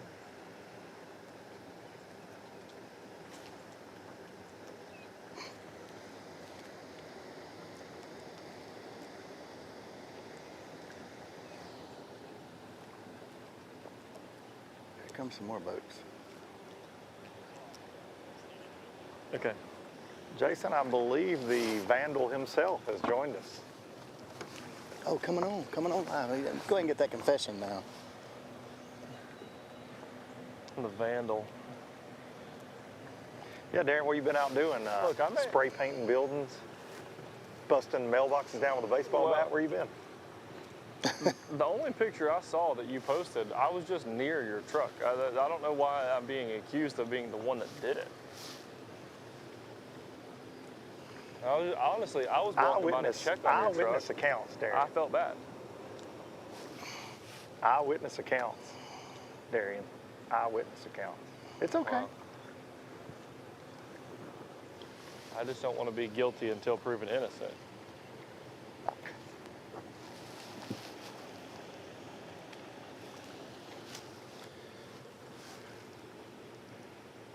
wonder if it's one of those rules out here where you have to catch a drum before you could catch your second fish. Seems like we've seen a couple drum catches around us lately. No, it's just a way of life. You've got to weed through the drum, period. And there's no rhyme or reason to when a bass happens. That's good eating. You know, I've heard that if you nail them to a board and you smoke them over a fire, and then you throw the fish away and eat the board, that they're decent. Yeah, that they're decent like that. Yeah. Decent. Oh, fish on. Oh, brother.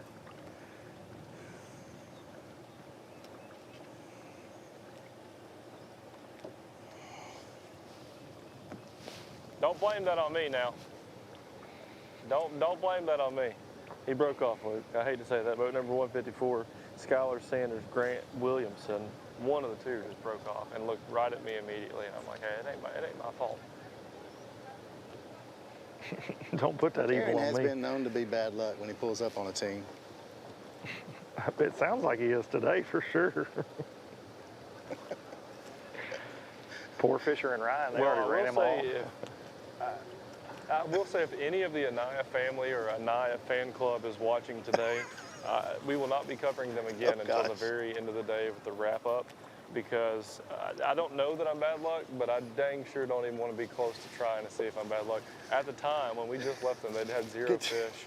They had several sniffers, but they had no takers. Ryan caught a catfish. I'm like, yeah, I'm out of here. You said, don't put that juju on me, Ricky Bobby. That's right.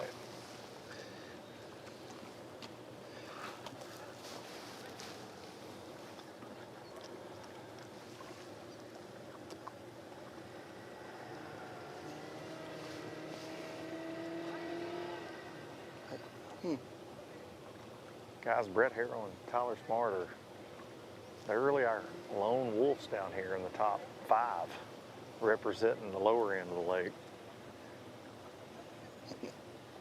And trying to make a run at this thing again. I remember last year at Lay Lake, man, when they were runners up on stage, their emotion when they were in the mix till the very end, till Joe Lay and Nick Turner beat them, I mean, they were shaking out of their shoes, man.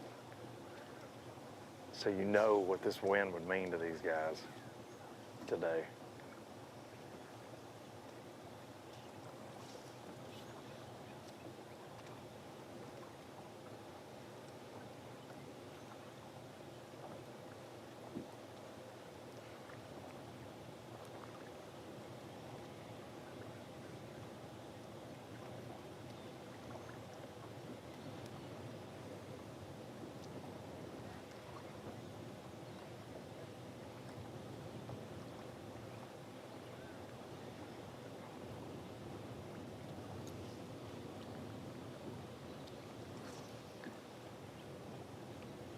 Qualified for this year's championship. They finished 56th in the point standings.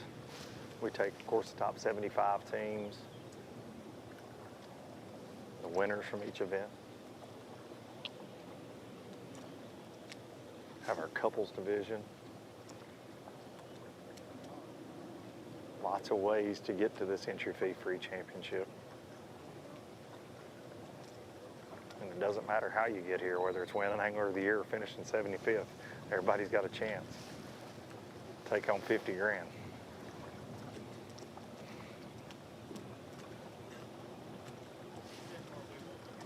Me?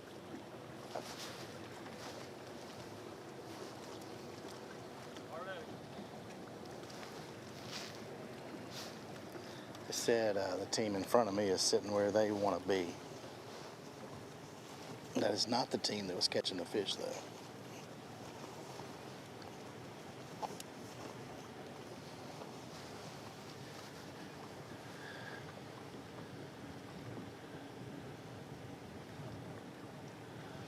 I do have to say, I'd like to know what the team that's sitting where they were yesterday had on day number 1.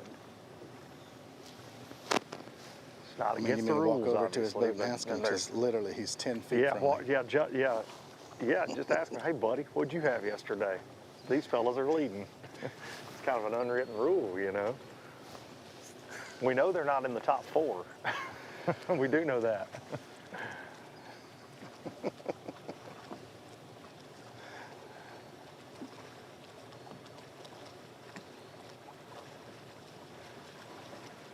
Now, I don't want to see you get in a fight or anything, Jason Durant. I don't think that's a good idea, but I would like to know.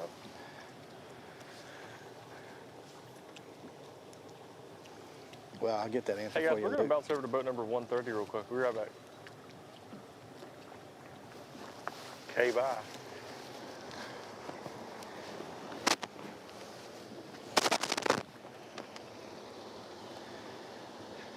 Jason, I'm just glad Darian's awake. That's always a question. Will he show up? Will he get out of bed? Will he be on time?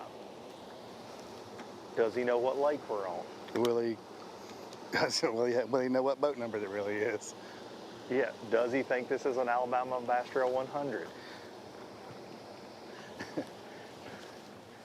Does he understand that you don't sit where somebody else is casting? Yes, yes. All very important things. I think that should have been training for day one. He's going to say he was never trained. I think once HR's done with him, he'll be trained on everything. I think once this vandalism deal takes off, he's going to know proper protocol from here on out. Well, she is on site this week. I think that's probably why. I know. That's why it's going to be more effective. The fly. Once She Miss flew in Angela just is for done, this event, just he's to going to know. have a conversation with Derry.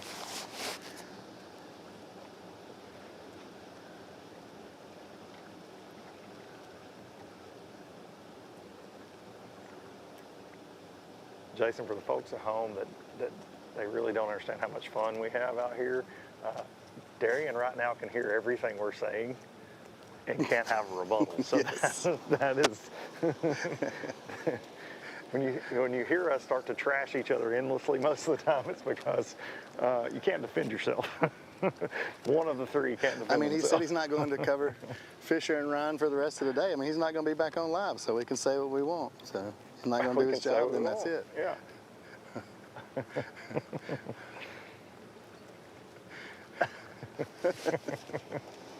The thing is that he can talk back to us and you can't hear him. That's the thing. Yeah, well, while we're Mike's trolling, coming they up. said my Production bailed voice him can out. come back in. They just somehow audioed me in here. And by the Darian, way, how are you, it's bud? going You to take a having a good lot morning? of HR training for me.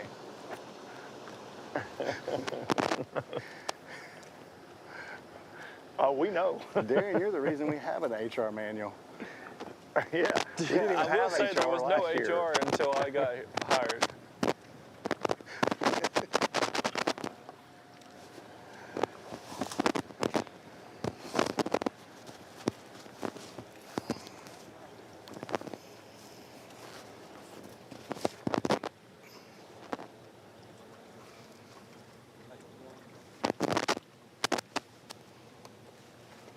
Is it me?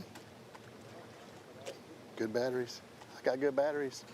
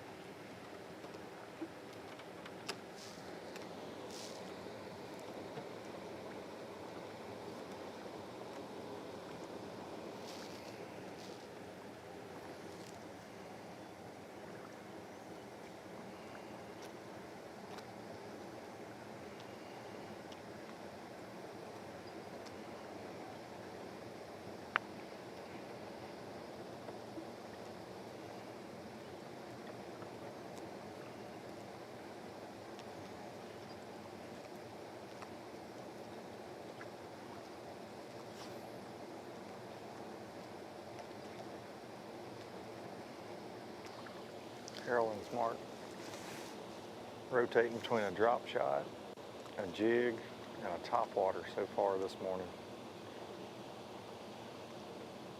A shaky head also, I believe, in the mix. And as soon as I said that, they picked up a freeloader.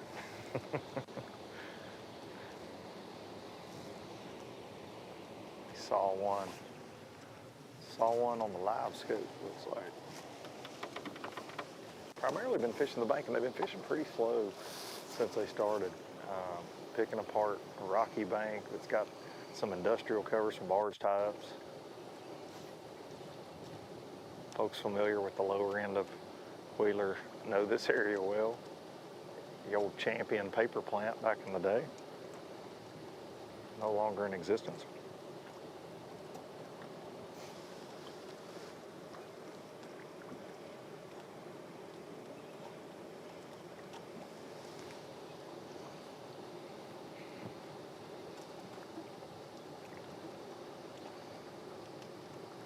Certainly been a lot of bass caught on this stretch that they're on over the years.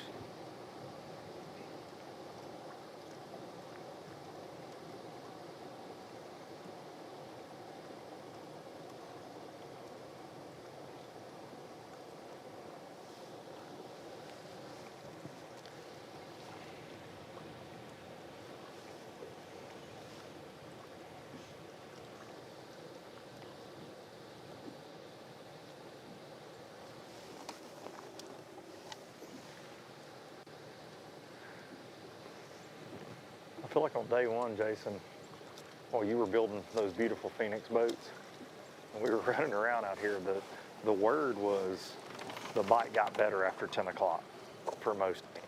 Ooh. I know it was that way with Harold That's and Smart, interesting. but it seemed to get better later. I do know that Fisher and Ryan got off to a fast start yesterday, but other than that, I know Donnie and Tony had one for a long time early, settled in later in the day. I know Harold and Smart definitely made big changes to their game plan and upgraded after lunch yesterday. So I honestly think they're killing time right now a little bit. Just trying to put some keepers in the box before they go do what they caught the bulk of their weight on yesterday. And Ryan Adamson and Lloyd, they said the same thing, man, we need the sun to go ahead and get overhead. And I feel like it probably has a lot to do with these bait balls. So we're seeing tons of shad, but when that sun gets up, it's kind of the opposite what a lot of people think. You know, you think early morning, oh man, they're gonna be chasing shad, I can get on that topwater deal, but really in the fall, I feel like the higher the sun gets, when it's calm, those minnows get to the top, they start, you know, setting up and the bass get under them or start schooling. So I think that's what a lot of our teams are hoping happens as the day goes on.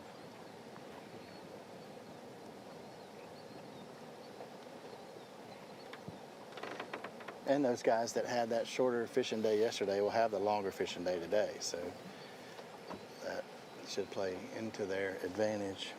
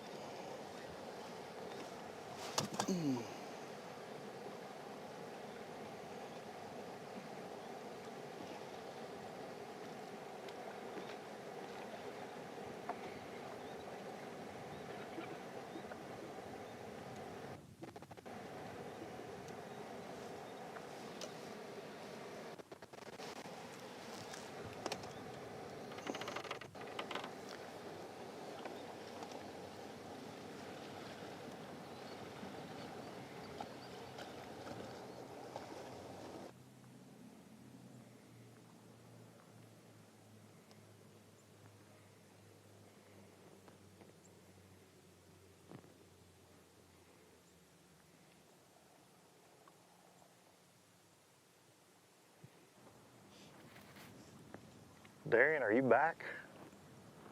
I'm back in action.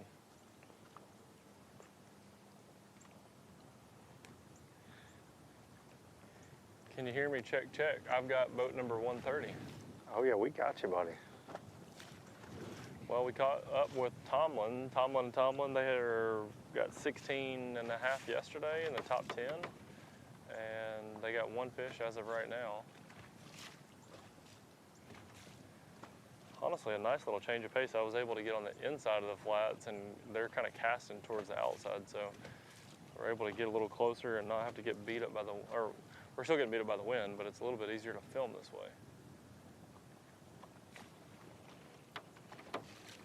Is it starting to get rough? It's not necessarily rough. It's just there's a. Oh, he said their one fish is a 5-pounder. Nice. He said earlier that he had one fish as if it was a 2-pounder. That's a really good start, then. Yeah.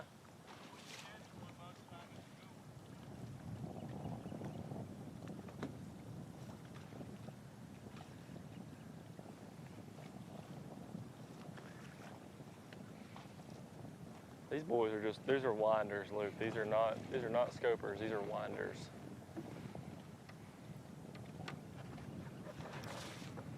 What are they winding around? One of them could be winding a lipless, and one of them could be winding a chatter chicken, allegedly.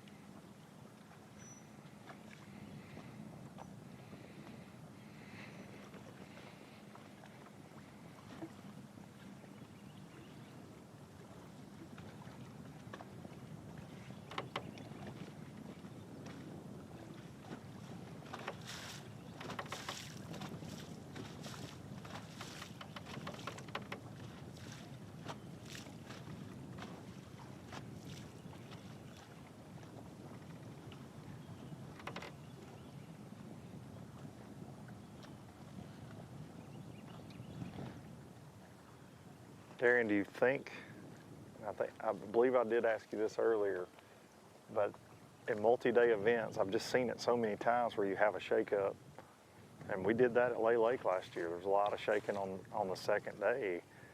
It can certainly happen.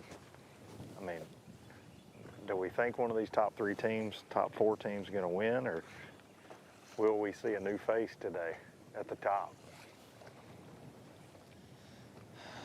Man, I think we're going to, only because the consistency, like the guys who are at the top keep catching them, and they're consistent guys here. I think that's the difference in my opinion. Plus you've got, I'm even going to go top 4 as well, because here on Smart, they're obviously very consistent as well, and they know how to catch them in 2-day events. So I think somebody from the top 4 wins this event.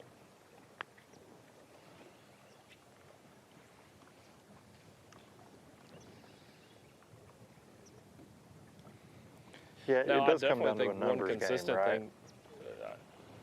Yeah, for sure. I think one consistent thing for sure is going to be you're going to hear a lot again of it was so slow. We're only getting 6 bites, 6 keeper bites a day, and these guys are just really locked in. To me, that's one of the hardest things about tournament fishing when it's slow, and a day where you don't expect to catch many keepers, and you just have to keep your head down and literally not lose, not get discouraged at all. Stay confident the entire day, knowing that you're only going to catch 6, or you're only going to get 6 keeper bites if you land all of them. That's a tough person to do that.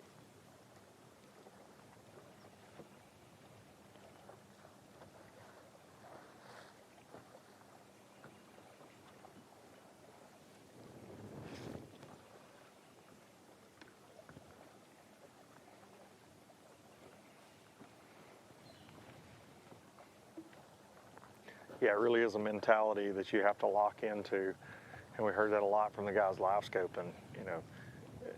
they just need 5. You know, 5 that cooperate all day long. Yep. They're going to throw it a bunch of them, right? But they know if they can get 5. I heard that from Justin Bussey, Ben Webb yesterday. They only had 1 fish when we covered them there, and I actually never saw those guys at weigh-in yesterday.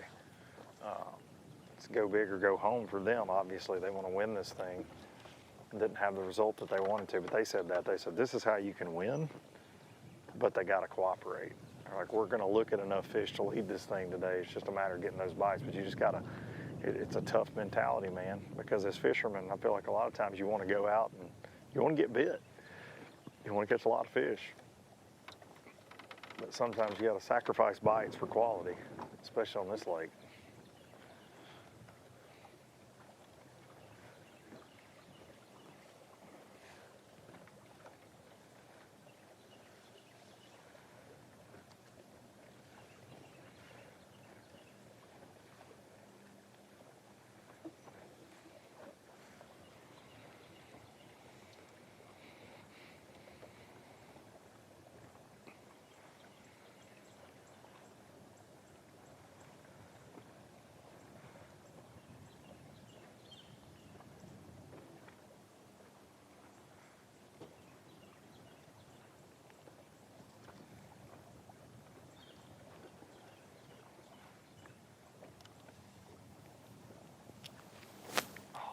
Swing and a miss.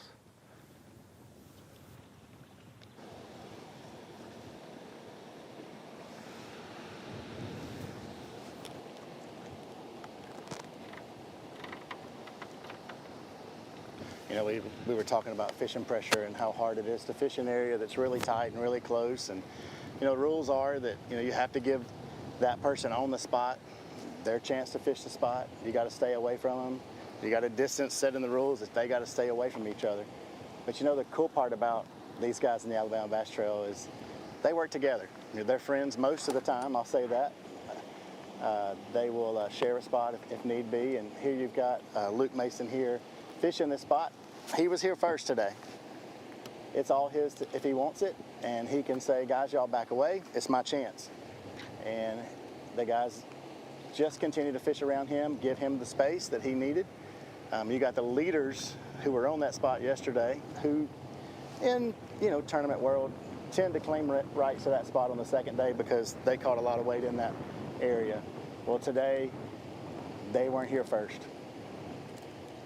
So the other, Luke has ownership of it, but they just kind of looked their way and like, hey man, you mind if we fish right here? Because they were closer within that distance that they should be, but they asked. And Luke looked back and said, hey man, come on, come closer, come up, fish anywhere you want to fish. Kudos to him for doing that. Truthfully, I don't even know that he knows that these are the leaders around him right now. And that's just part of fishing. You know, these guys are just going to continue to fish and continue to share the area. Because he said, where you want to fish? And they said, well, right where you are. And he said, well, come on. So I appreciate that, giving guidance to allowing them to come close and fish. So they're going to get their chance. Now, I wanted to back away so you could see that. I mean, they are not rub rail to rub rail. I probably could get my boat in between them, but that's about it. So, and there are 4 other competitors in the area. But as you look back down that way, I mean, as far as you can see, there are boats just kind of lined up fishing this current eddy right here. So, cool opportunity, cool thing to see. A lot of times on the Tennessee River, you see guys that will fuss it out and argue it out in another tournament series, and some guys will pull the trolling motor and go home. Some guys will stay and fuss and fight. These guys today are getting along together and sharing water well and hoping for the best at the end of the day.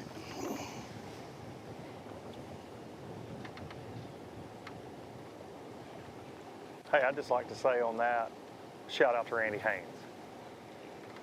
Shout out to Randy Haynes. It's been a while since we've seen Randy Haynes. When he went home, he went home. It's been a while. You know, he really That's what went I was home. thinking. That's what I was thinking. Randy said, I got some work to do. I'm out of here. Leading the tournament, man. He went home and never came back, too. Yeah, he just stayed at home. I have heard that he is bass fishing again down there on Pickwick, though. Ooh. I think he is fishing again a little bit. Deadly. Yeah, a lot of folks don't want to hear that. I wonder if he's got a live scope. I'd say yeah. Randy's all about some electronics. Not about sharing water, but he's about electronics.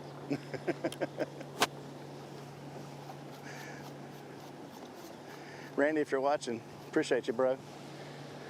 Thanks for teaching us all kind of how to do this. Hope you're doing well, old boy.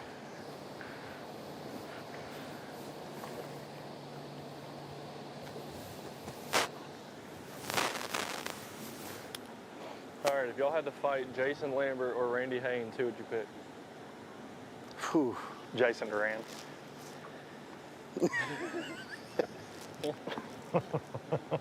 For me to fight them, I got you. I don't know. I don't know. I got you.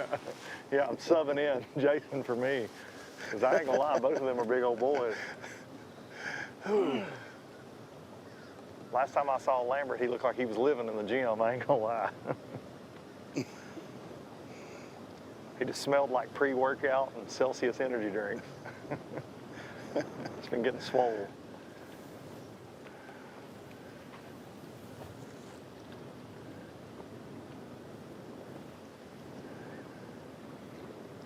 You know what? You know one of the things I missed yesterday? And I'm really missing it right now. What's that? How about Jax coming to the ramp yesterday and just throwing biscuits out? Yes, they did. Oh. Clutch. And when we got back in, Jason, we had to we got to do a burger testing up there. We had to rate the new burgers. Do what? Yeah, buddy, you missed out. Did you I have a honestly just buffet feel of bad burgers telling too? you about it because it was so good. We did. When we got back, there's video evidence. Burger taste I just got test. taken care of all And day I think we long. killed it. I think we nailed it. They finally I found guess they something were I'm afraid good at. that we would not be able to survive 2 days without eating Jax. So they just showed up and helped us.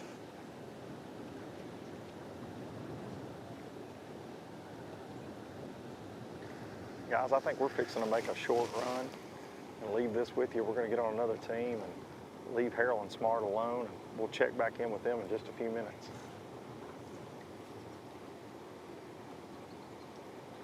All right, we're good, buddy.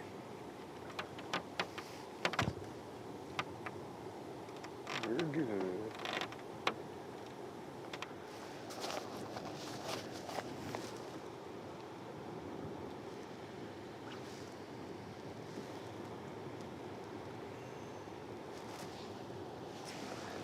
I literally, if I had a rod and reel, I could fish in Lake Gunnersville right now. Which would be legal, right? I mean, I'm not fishing tournament waters. I could fish Gunnersville. That would kind of like be an extension of the Off Limits tournament where we got to lock through, right? Yeah. Hey, we need to do that.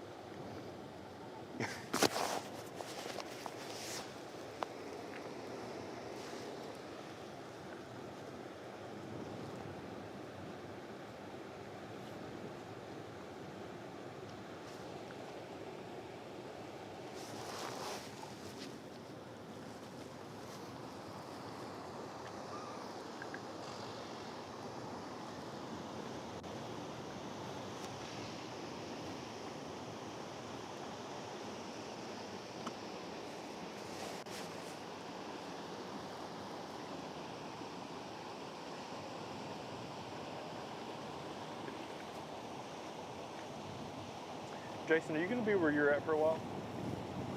I'm here, dude. I think I'm here to stay. So you really can't go anywhere. Okay. Well, we're going to make a little run as well. So come on up here. Yeah.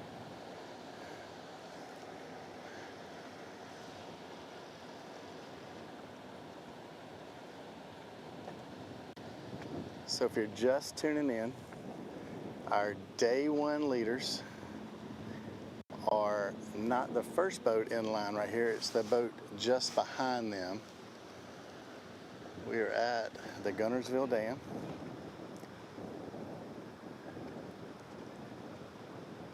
The leaders have one fish in the box.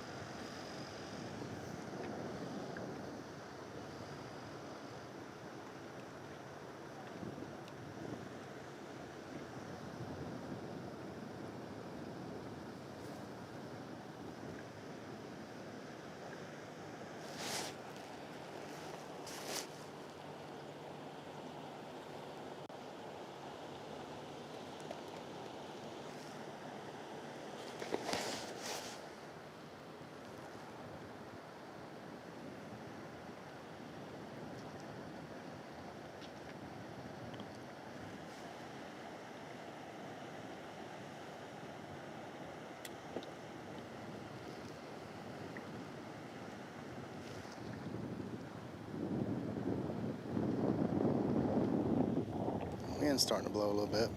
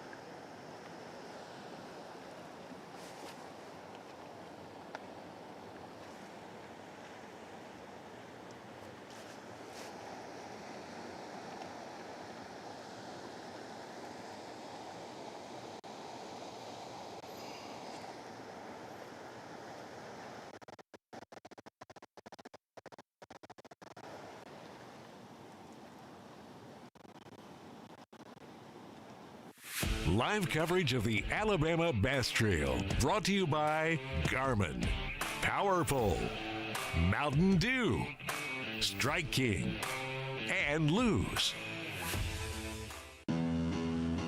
At Phoenix Boats, our passion for fishing is obvious. Whether it's a pro event or fishing with our family and friends, we truly love the sport of fishing. That's why our goal is to make every single Phoenix boat that goes out the door the best fishing platform it can be in both design and construction. We love to fish as much as anyone, and we believe it shows in every boat we build. Phoenix Boats, built by anglers for anglers. Here at Landers McClarty Chevrolet, it's time to pick your offer on a new Chevy Silverado 1500.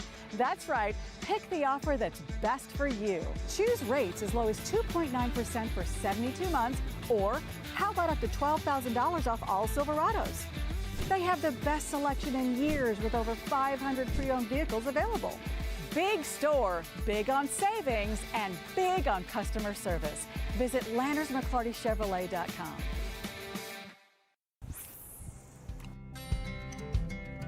Some things ain't worth keeping. Yesterday's traditions, today's adventures, tomorrow's memories. Now that's something worth keeping. Fish Alabama and find your keeper. For more information, visit fishalabama.org. Stetson Blaylock, Todd Auten, Hank Terry, let's go!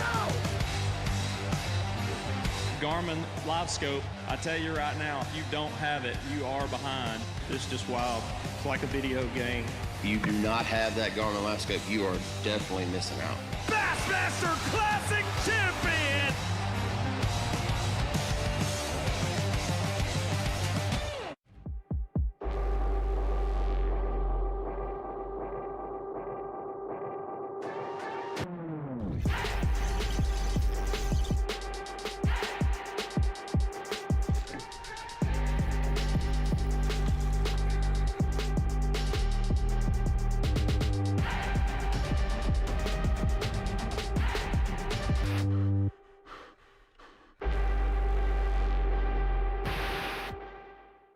Barbecue. Freeze with cheese. The barbecue. Freeze with cheese. Introducing the third-pound Coach's Burgers. Choose from the big and bold barbecue bacon or the classic All-American. They're Coach's Burgers because nothing unites more than food. May the best burger win. Oh, it will. Welcome back to the Alabama Bass Trail Championship here at Wheeler Lake. You are looking at Ingalls Harbor, one of the premier fishing destinations for big-time tournaments. Current temperature 72 degrees, water temperature 74. Sunny, wind 7 miles an hour. If you're out on that main lake, it is whipping a good bit. We saw that yesterday early, and then it calmed down in the afternoon. We saw those later flights. The bags got a little bit heavier in the afternoon. Will we see that today? It has been quite slow. Damian Willis, Tyler Kiker just self-reported 0 bites this morning, but they were about to travel just a little bit farther. As you can see, the bite has slowed down. We knew weather conditions today. A front is moving in tonight. Typically, you like to fish pre-front conditions as opposed to post-front conditions. So we'll see how this all plays out. We're going to stay online till 11 o'clock today and try to get you as much top 10 coverage as we can. I know Darian is moving. Hopefully he's going to be in that around Young and Kennedy, as well as Lamb and Hall. We'll see who he comes up with when we get back out on the water. I do want to remind you, weigh-in starts at 3 o'clock today. We did have several teams not show up today, so there will be some breaks in the action at the weigh-in, so be prepared for that. As well as we'll try to get some of those offstage interviews into the mix as well. Just try to give you a little bit of a different look behind the scenes at the weigh-in and things like that. But that is how it happens on day two. If the guys didn't get in that double-digit range, some of them will go home and save that money. And as Darian and Luke and Jason have alluded to, it's a big day in college football with Alabama playing Tennessee today. I think Auburn is playing Missouri. And, of course, Georgia's got a game. And we've got a lot of Alabama, Tennessee, Florida, and Georgia fans in this mix. So some of them went back home to get settled in for college football. So I hope you stay tuned on AlabamaBassTrail.org, also on YouTube and on Facebook to be able to watch all the live action. Luke will be back on stage, Darian offside, doing interviews, and then Jason Duran, Angela, and myself trying to keep social media and all the things up and going. So I want to say a huge shout out. You know, this is kind of the end of the season here for us on the Alabama Bass Trail, and we couldn't do it without our great partners. We've got the great people at Broadway Media that are bringing you live coverage down in Sylacauga, Alabama. They've been with us. This is their second year on the Alabama Bass Trail. Vince, Herbie, Thomas. We've got Paul with us today. We've just done a fantastic job all year long bringing you live coverage. And I want to point out, we are the only amateur trail that does that for you. So, and I say amateur, but Lucas Lindsay is in the hunt for the EQs. Fisher and I is in the hunt for the EQs. We've sent Dustin Cannell, Jesse Wiggins, just recently Wesley Gore, all of those guys to those pro levels. They've came through the Alabama Bass Trail. So when I say amateur, it may not be so amateur, but a couple years ago we had a change in our live streaming team, and Vince and his crew have done a phenomenal job. And so you have them to thank for such awesome coverage. Luke, Darian, and Jason, their second full year on the Alabama Bass Trail doing coverage together. They do a phenomenal job. Thank Matt Lee for filling in yesterday for Jason. But then all of the guys behind the team, John, Daniel, Mark, Frank, AJ, Todd, Brody, Brennan, Danny, all of those guys, Preston, that just bring this event to you. We could not do it without everybody doing their job. So I want to thank them. The Decatur Morgan County Tourism Bureau for having us. My daughter's been here this week. It's been a lot of fun working alongside her. Danielle Gibson and Don Duke Manier as well, the Decatur Fire Department, as well as the Decatur Parks and Recreation Department. Lot of fun. A lot goes into making these events happen. We saw one of Alabama's finest ALEA officers out on the water today to make sure that we're being safe, and we appreciate their work as well in getting everything together for this event. So couldn't do it without them, and we do have one more event on the schedule for 2025, and that's the Alabama Bass Trail 100 at Wilson Lake, the first time we've ever gone to Wilson. Looking forward to being there too. I know Luke Duncan especially is excited about going to that. Donnie Beck and Tony Harvey will be there as well, so going to be interesting to see how they finish up here and then what can they take into Wilson Lake. So I think Jason is still on a couple teams up there at the dam. I'm not sure if we've got a camera on them right now. I think the camera's kind of stuck. But I wanted to talk about some of the comments that we've received today and just kind of go over that. I know Wesley Sams made a comment that Fisher and Ryan will be tough to beat. I think part of their strategy is not only that the fish are there, but knowing how the wind is going to kick up today, making sure they can get back to the ramp and not beating their fish up. They suffered a 1-pound penalty yesterday that kept them out of that second place. So I think part of their strategy is not only catching the fish, but taking care of them to get them back to the ramp. No late charges and no dead fish penalties. That's the name of the game today. They know the bites are going to be fewer today, so I think that was to be taken into consideration. I want to shout out Chris Britton for recognizing the hard work that the Alabama Bass Trail team does. Really appreciate that. He says he thinks the Brewers are going to win. We're going to try to catch up with them. They're in the vicinity of Jason, so we'll try to catch up with them as well. Just scrolling through some of the comments, I want to make a remark. I know Jason alluded to it with Luke Mason and Donnie Beck and Tony Harvey. Luke had 10:45 day one, was not in contention for this event to come back and win it. He is in contention for getting a check, though. We do have a 50-yard rule, whether it's anchored or unanchored. But if the teams can work together and talk about it and make an agreement, then it's fine for them to fish closer together. If Luke felt like they were impeding on him, he's well within his rights to protest them. But as you saw on the water, he gave way to them. I think he knows who they are. I'm not sure he knows what he's sitting near, but he knows who they are and welcome them in. So great sportsmanship and on the part of Luke Mason. So shout out to him. I know being here and knowing how those guys have competed in the past on this body of water, he didn't expect to have 10:45 yesterday. So we are. Luke is giving me a little bit of exciting news in the ear here. He's got boat 163, Noah and Cole Godwin, 2-time winners on the Alabama Bass Trail. They finished second in the Angler of the Year points in the South.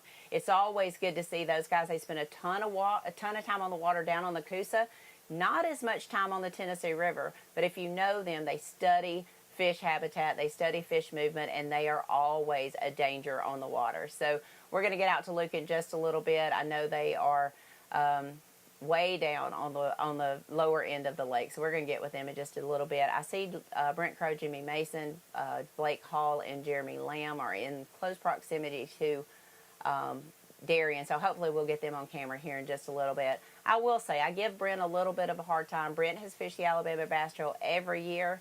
And for the first 7 or 8 years, he fished the North and the South. Probably has more Alabama Bass Trail tournaments under his belt than anyone else, but still looking for that first win. So got a lot of seconds and a lot of thirds, just not that win yet. So maybe he can make that happen today.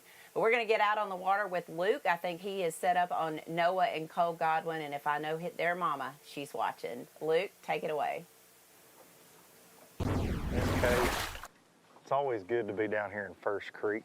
I love me some Wheeler Lake. I grew up coming down here with my dad. This is where we had so many tournaments, so definitely doing some reminiscing today, as always, when I'm on this lower end of the lake. But we've caught up with the Godwin boys, Noah and Cole, and they're down here in First Creek, and they're fishing the marina here at Joe Wheeler State Park. And we saw some teams on the tracker in this general area yesterday, and Noah and Cole, 15:07 yesterday, had them in 18th place, but certainly not out of it by a long shot. And they know how to win, as you said, runners up in that Angler of the Year race. Fantastic anglers, and they can truly do it all. Very versatile. We see them fish in the dirt shallow a ton. We see them scoping a ton. You name it, everything in between. Very talented young men.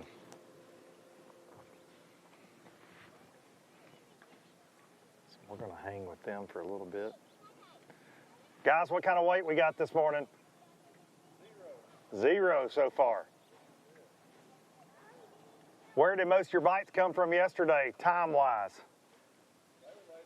Later?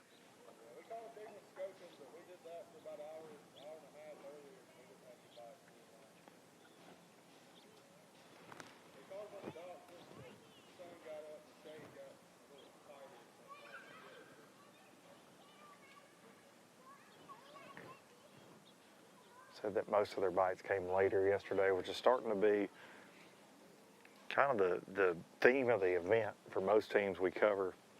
And a lot of the guys I talked to at the weigh-in yesterday, definitely a bite that's happening after 10 o'clock, it seems like. But they're targeting these floating marina docks, and they said yesterday the bite got better for them as the sun got up. Of course, starts to position those fish. They said they did catch a big one on live scope yesterday. They spent about an hour doing that this morning and have not had any success so far. None in the boat for the Godwin boys, but they're not panicking.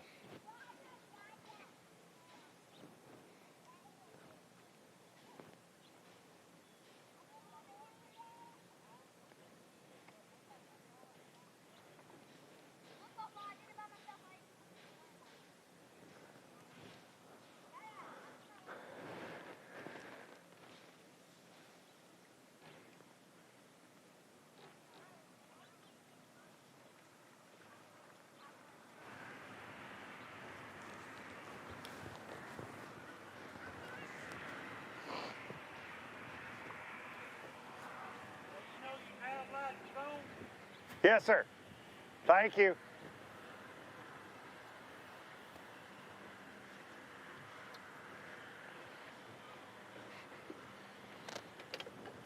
Did he just ask you, do you know that Alabama's going to win today? And you said, yes, sir?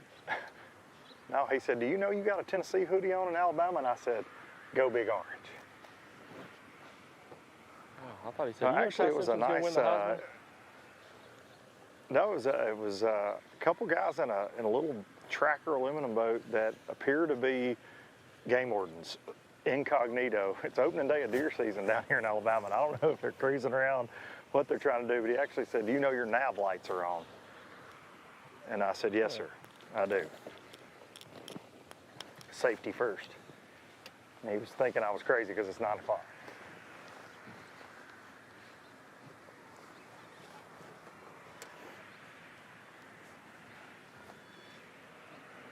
Yeah.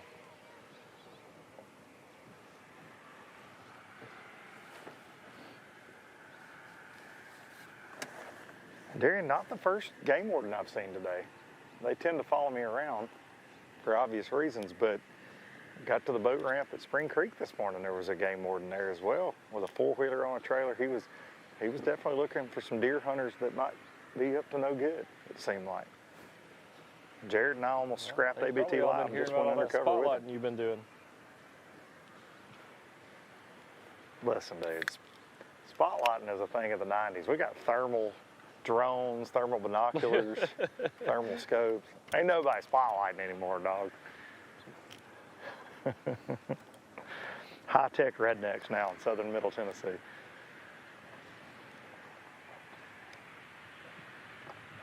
Allegedly.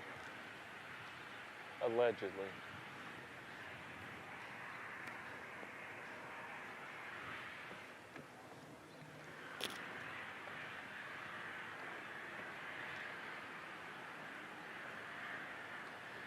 Well, we've pushed back into the same creek that we were in yesterday, and all these flooded pads. The wind has obviously changed, so it's blowing across them.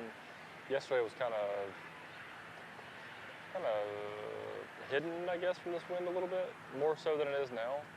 And it's definitely got a lot more wind on them today. But we're not going to probably be able to ask these guys even what they've got for a while, just because it's so windy, and the guy in the back is fishing kind of back towards us, and the guy in the front is casting up into the pad. So not really an ideal situation to ask them what they've got for an update, but there's 2 boats back here.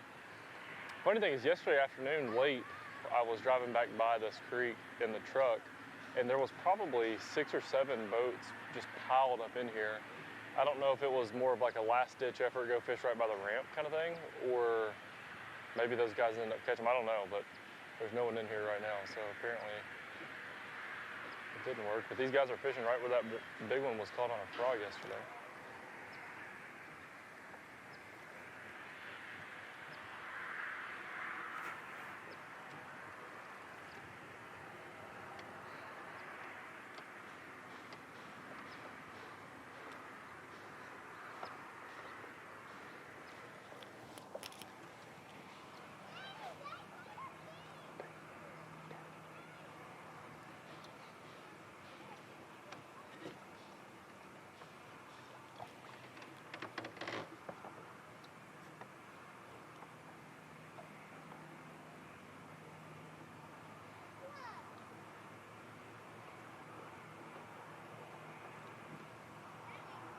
Darren, I feel like you know a lot about last-ditch effort to catch one by the ramp. I do, man. My whole career is just built on 5 fish for 8 pounds. You know what I mean? Carolina rig at the ramp. Stop in by the ramp, huffing and puffing.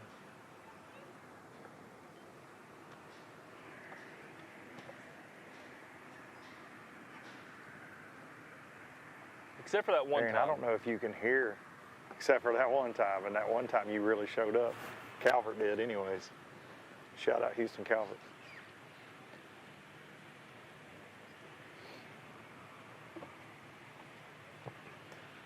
I don't know if you can hear in the background, Darian, right over Noah and Cole's shoulder, there's about what appears to be 75 people fishing off the bank in this marina on a beautiful Saturday morning. We got kids slinging bobbers, people bass fishing, lots going on.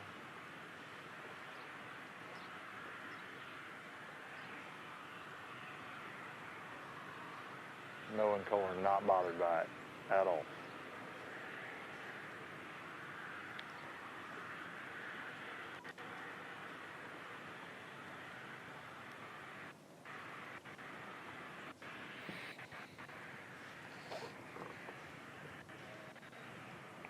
Throwing a chatterbait and swimming a jig around these floating docks, and I mean putting it where they want it.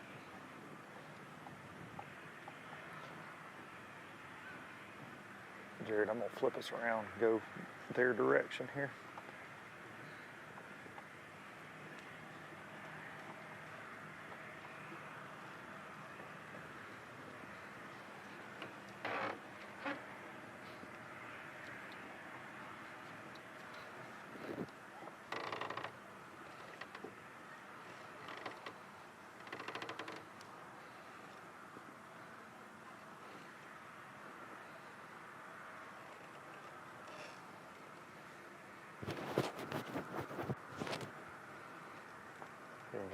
Even got a lot of little glide bait action, Darian. when the Godwin does. Gloida.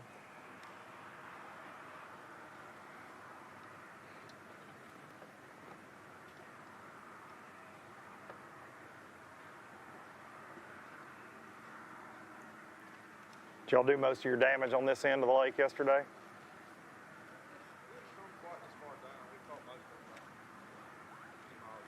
Okay, so fishing some new water today.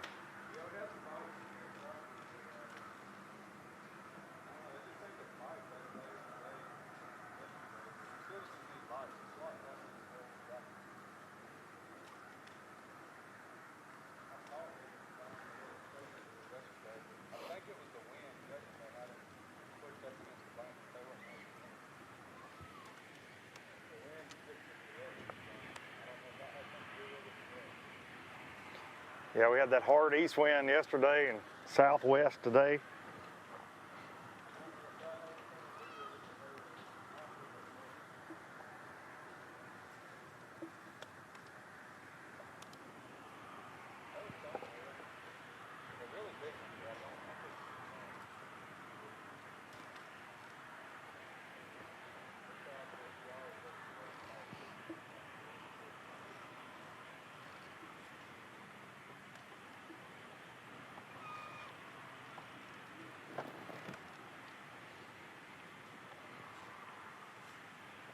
How much experience do you guys have on Wheeler? First time.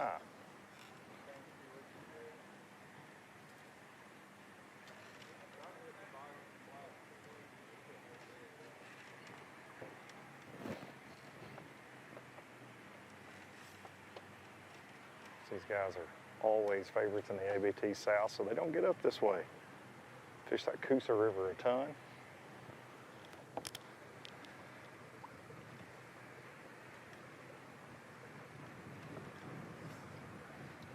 Next year's championship will shift back south. We'll have it on Lake Eufaula next October.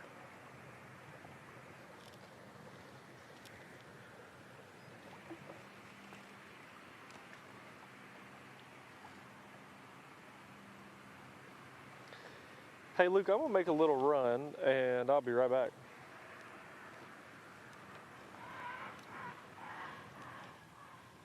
All right, Darren, be safe.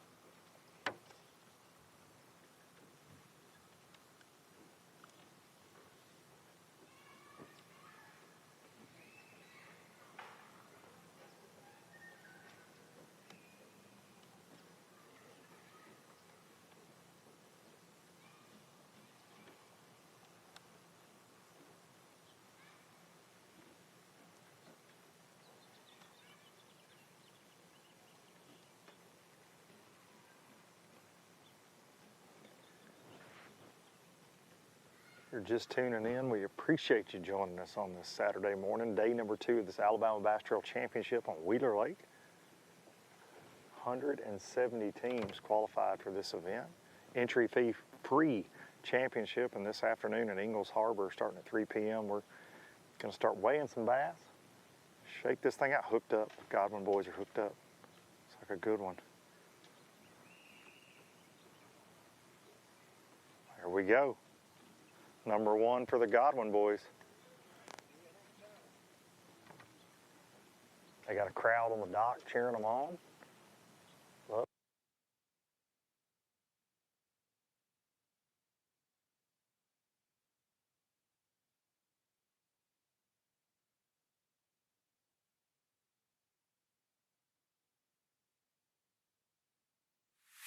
The Alabama Bass Trail, brought to you by Phoenix Boats, Landers McClarty Chevrolet, and by McGraw-Webb Chevrolet.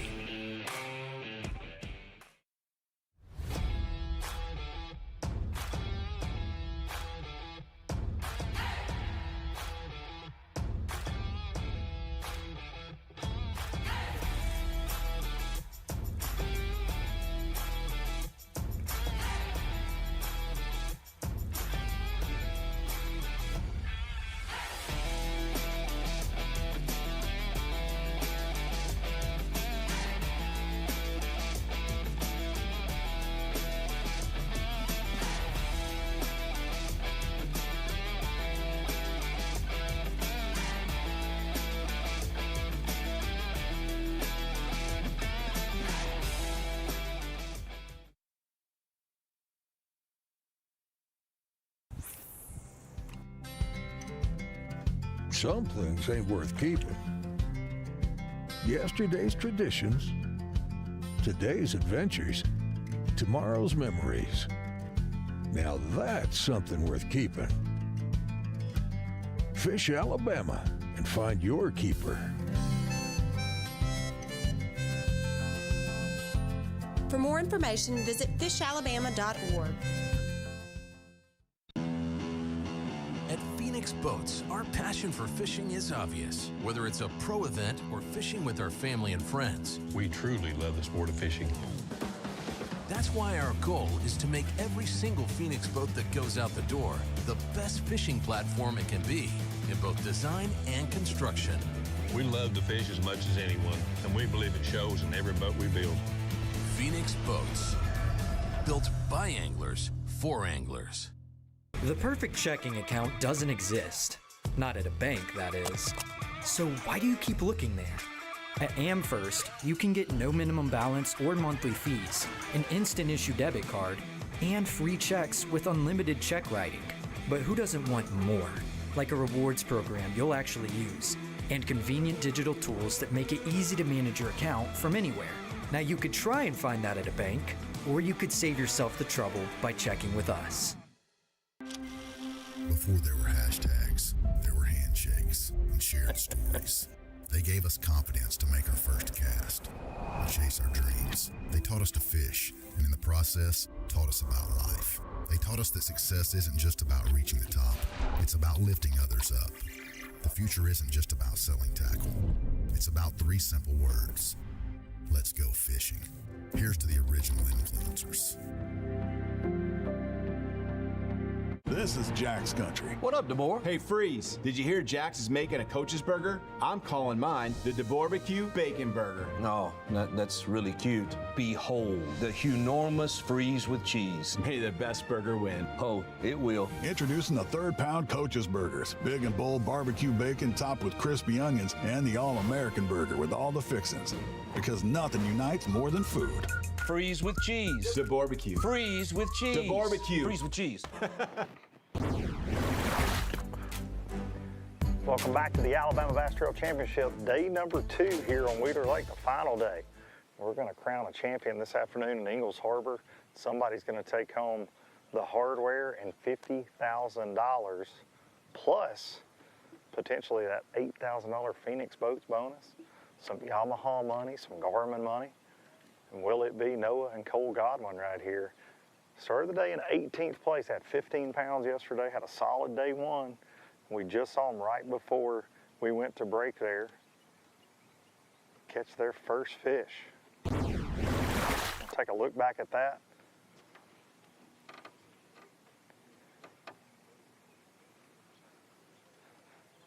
Hooks up under those docks here in this marina, skipping around a vibrating jig and a glide bait so far this morning.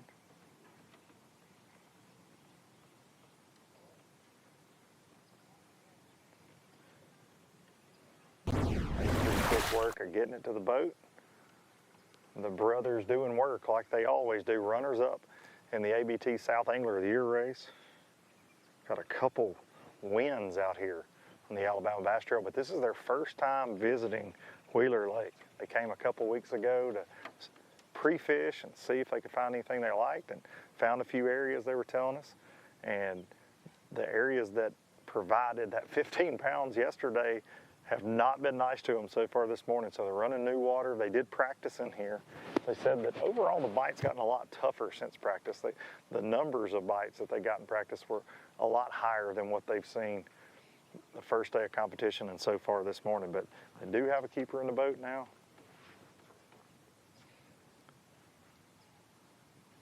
They caught one big one on live scope yesterday, and the rest of what they brought to the scales, they caught off the boat docks.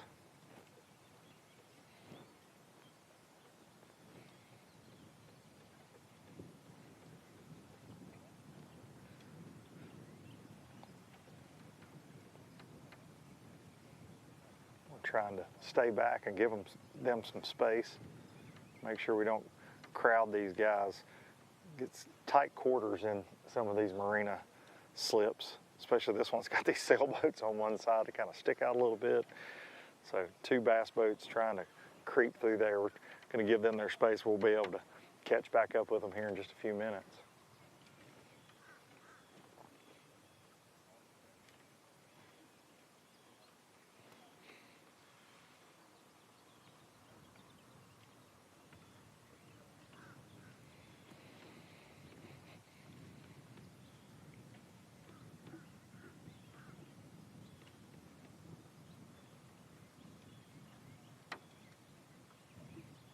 If you have anything you'd like to ask today, you can hit us up in the comments, either on YouTube or Facebook. We will try our best to get one of our anglers to answer your question, or myself, Jason, or Darian will try our best to get you the information that you want.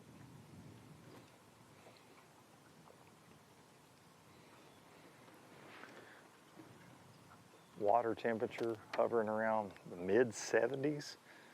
A lot of folks think, oh, October it starts to fall, but we've been locked into this Indian summer weather pattern, I feel like, for the last couple of weeks, where we have really nice nights that get in the lower 50s, which are certainly cool enough to start dropping that water temperature, but then you have days that get up into the 80s, and so it just really doesn't drop that much. Probably will start changing next week. Got a big front coming in this evening into tomorrow, lows in the 40s next week, so things are fixing to take a turn towards that fall fishing, but I'd still consider this early fall, even late summer, with these water temperatures that we've got.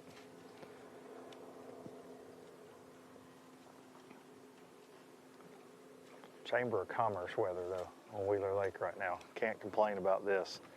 Beautiful Saturday on the Tennessee River.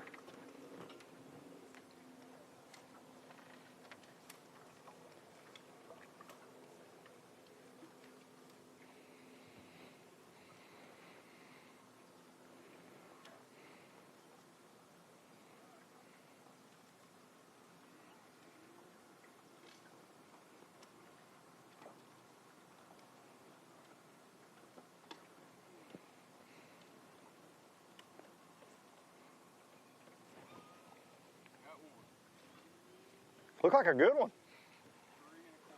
3 1/4, okay.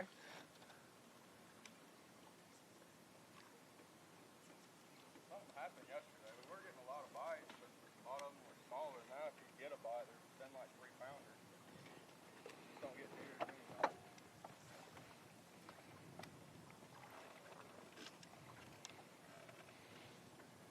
Yeah, when he first bowed up, I thought this is a real, I mean, it looked real good.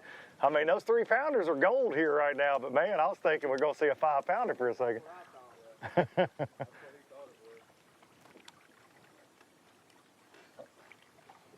Nothing wrong with 3-pounders. What do y'all think it'll take for 2 days to win? I know Tony and Donnie had 21 yesterday, but in multi-day events, things tend to shift and shake up, especially in the fall. I think somebody picked around 40. So you do think it'll take that 40 range? I think so. They've got a good shot. I think Fisher's got a good shot. We think the Godwin's got a good shot. That's what we're here for. We know you guys know how to win. Big bite. It hasn't had a big bite.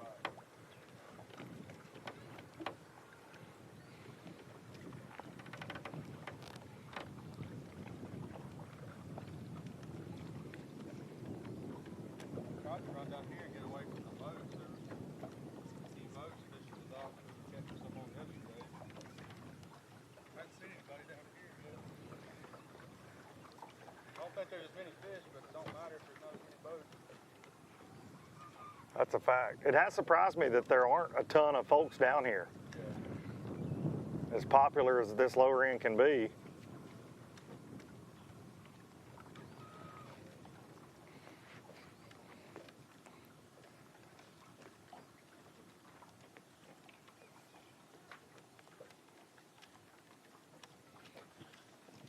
As ABT South guys, do you mind fishing an ABT North Lake for the championship? I don't have much experience on the TVA, but I like it. We went to Kentucky Lake last year for that team championship. That was a lot of fun. That looked like a fun tournament. A lot of big smallmouth. We wasn't catching 6 straight a day, but they were big ones.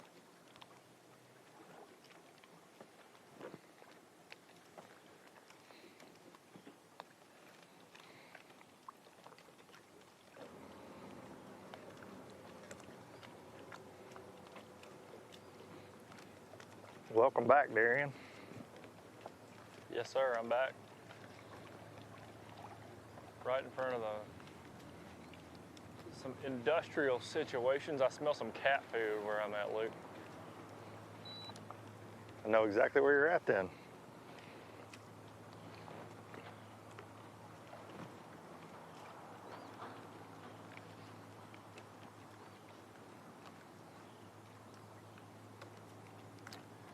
We're with Hall and Lamb. I don't know how much they've got yet, but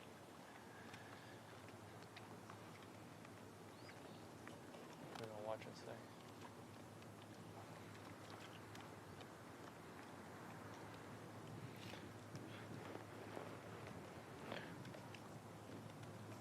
Well, I'm with Noah and Cole Godwin. I'm sure you've heard that, and I'm watching a marina fishing clinic, in case you're wondering. These boys don't miss very often. They can cast now, I guarantee you that. Yes, they can.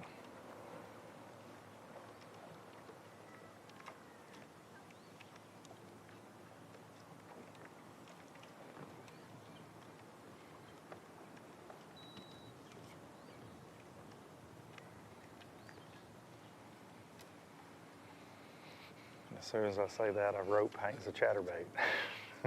It's the rope's fault, though. Oh, got it back, see? Pros.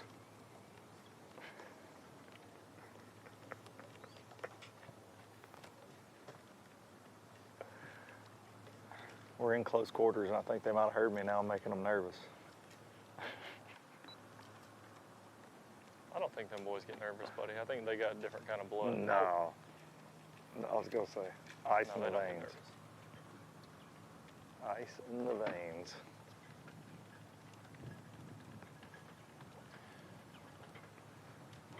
What y'all got so far?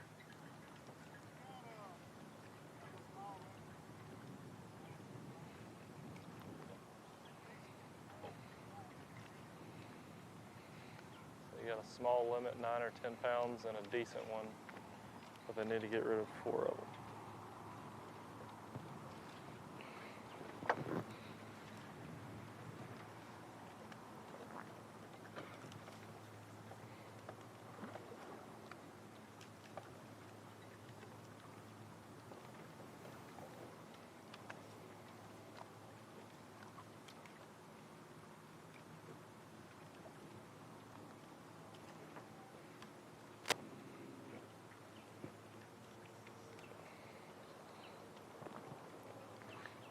Those boys got a shot at this thing.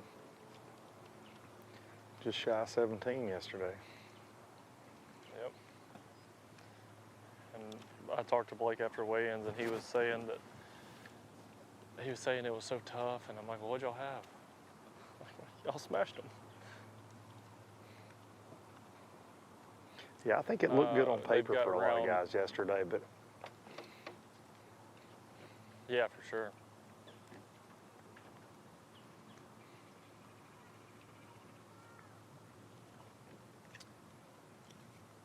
Like I said, they've got 1 good one and 4 little ones, so they said they got around 9 or 10 pounds.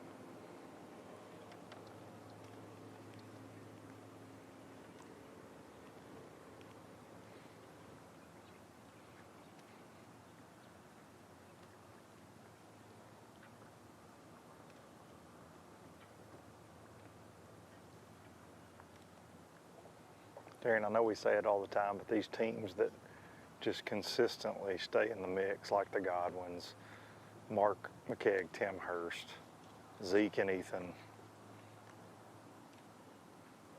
Willis and Kiker, Davidson Fikes, just too many to name.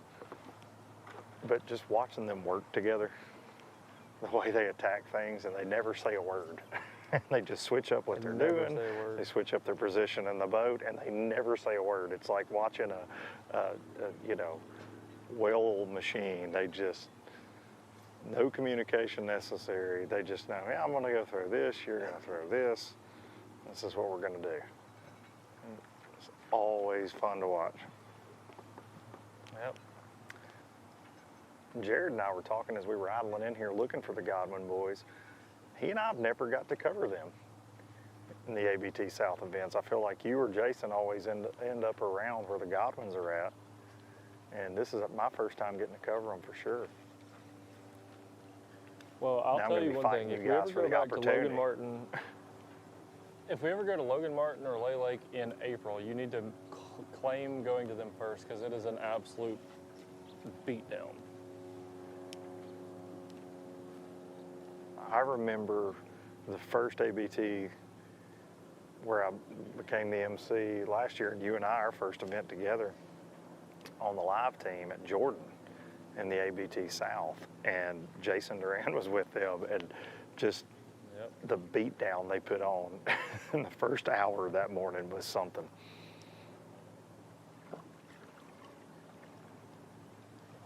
You know they're looking forward to that season opener next year.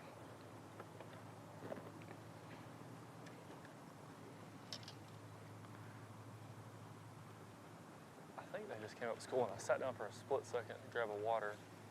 Yeah, they did come up schooling. Oh. Hooked up, get in the net.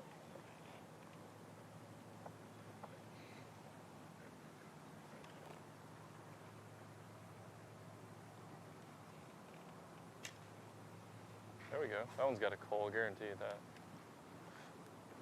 I mean, it's not a big one, but it's look, 2.5 or so. Oh, they're schooling right behind Blake. Watch this. This is about to be good. Oh my gosh, Luke. They are fogging it up right now. Oh. They're what, Darian? Fogging, Fogging. Yes. Yeah, that's what I thought you said. We'll watch the Fogging it replay up. later in the That is HR when- meeting. Yeah, HR, don't listen to that. Fogging is when bass are blowing up so much that the water, oh, Blake's hooked up. I didn't know we were going to see schooling fish on this deal. I would have came way earlier. Luke, they're schooling their whole entire, is it really? Okay, he said that's the first time they came up all morning. Yesterday, he came up 100 times. Blake caught a little one, but that was sick.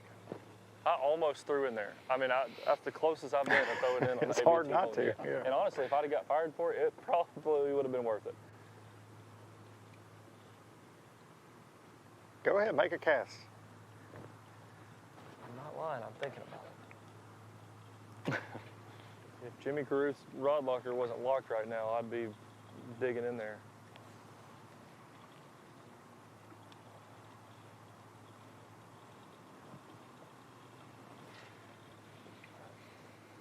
Luke, Miss Kay's giving me an attitude right now because I didn't listen to her earlier, and that's fair.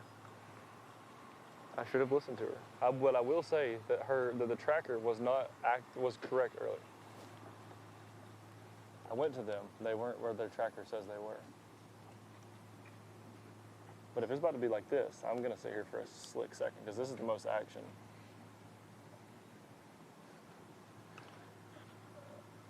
Also, the HR department right now is really verifying that I said fogging. Yeah, after further review. After further review, the ruling on the field stands. That's a Tennessee touchdown. Bro, that was sick. That was like, that's the most schooling I've.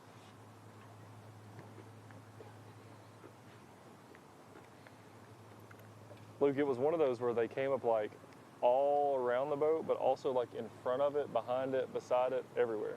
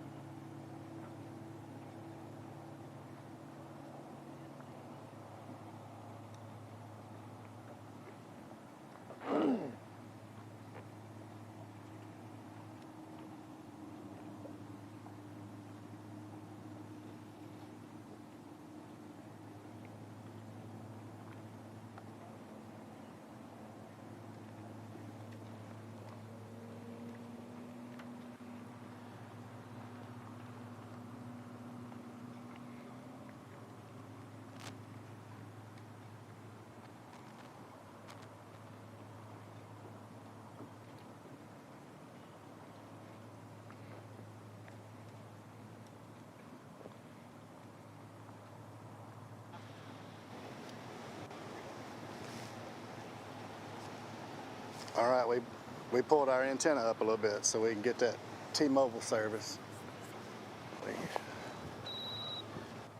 Card here, I hope it stays.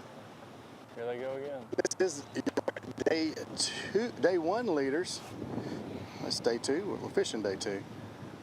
Hunter Brewer, Nathan Brewer. Got one fish in the box currently. Oh, came on. Spent a lot of time in their area that they fished yesterday. Hey guys, we got a crazy moment right now. So now they have kind of bounced around here at the dam a little bit, went right up to the gates and fished.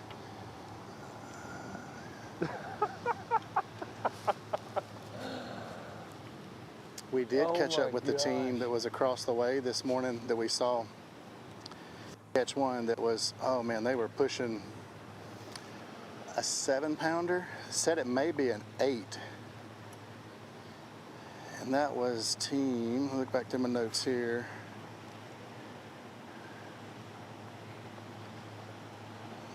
Wesley McKellar and Adam Currington. They've got one. What did you say? We put in a ditto. What's y'all's game plan for the rest of the day? The game plan for the rest of the day?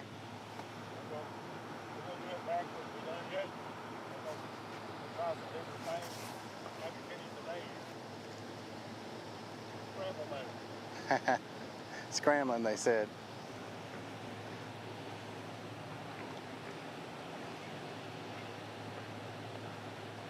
I hate to be that guy, but we're definitely going to have to go full screen with that replay here in just a few minutes when this stuff slows down, because that was absolute madness. Luke and Jason, I know y'all couldn't see this, but Blake and Jeremy both, they doubled up. Jeremy puts his rod down, nets Blake's fish, and then he hands his rod to Blake, and it's like Blake reeled both of them in and Jeremy netted both of them. That was like actual chaos.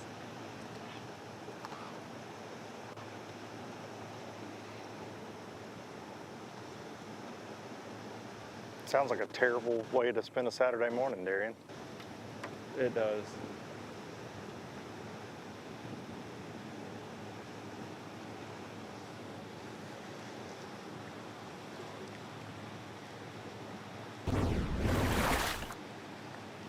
Here's a little replay action.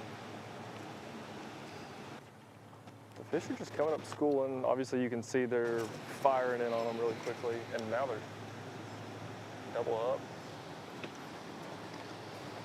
I realize that Blake's is a little bigger, so they net his first.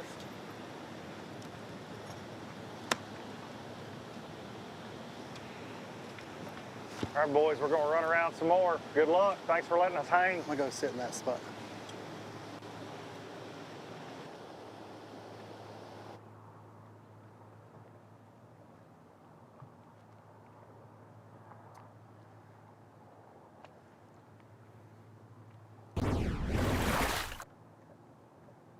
Awesome fishing moment there, and now they're just waiting. Obviously they're still making some casts, but they want to be ready for when the fish come up schooling. They want to be able to fire on them really quickly. They don't last too long up, so gotta be quick.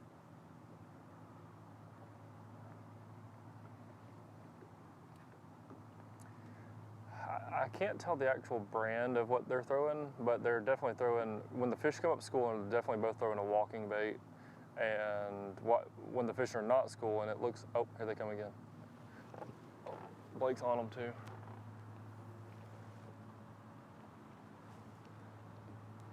Blake's hooked up.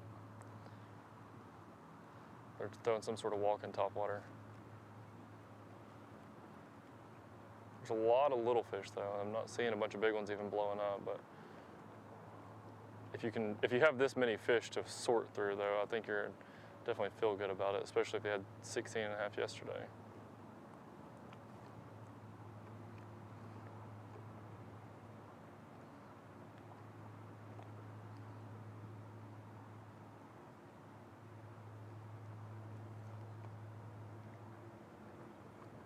Oh. As soon as Blake's bait landed, one blew up on it and missed it.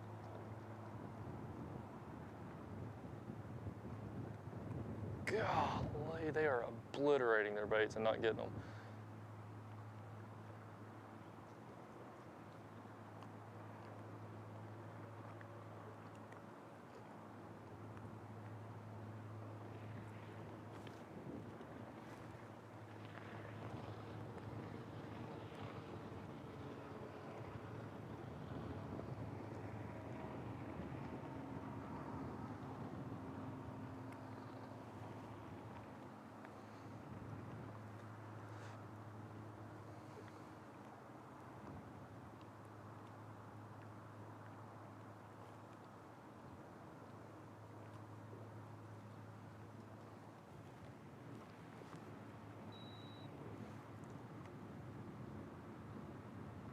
We'll get in closer for just a second.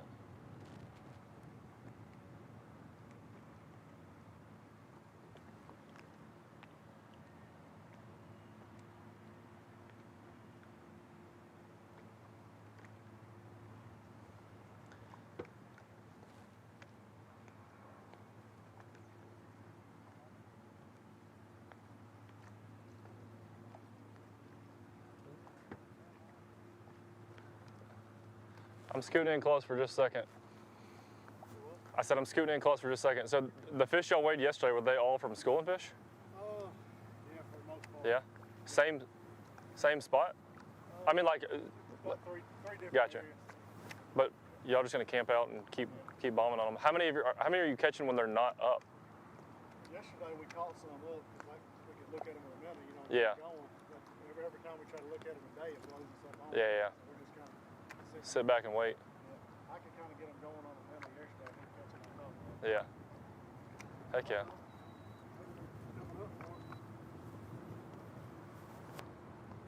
Stand here till they come up. Yeah.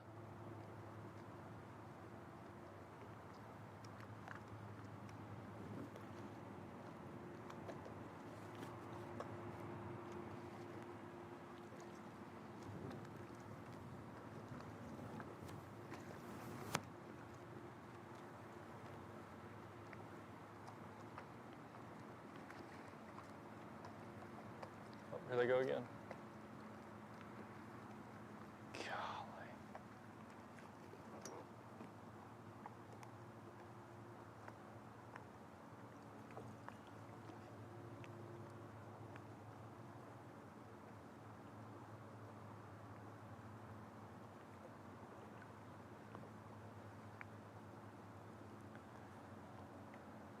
So the wind's blowing from the south straight into this bank. The bank that they're throwing at that y'all can see is the north bank. So I imagine that there's just a little pot of bait here that they've got pinned in, and they just keep chasing them around. And as they push them up to the surface, they'll come up schooling.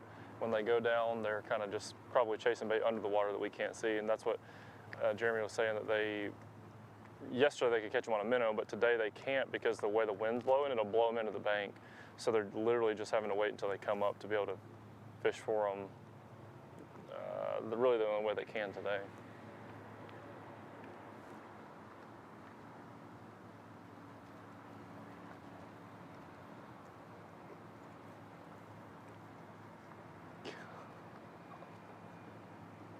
Oh man, that Blake's got one on. Looks like a better one.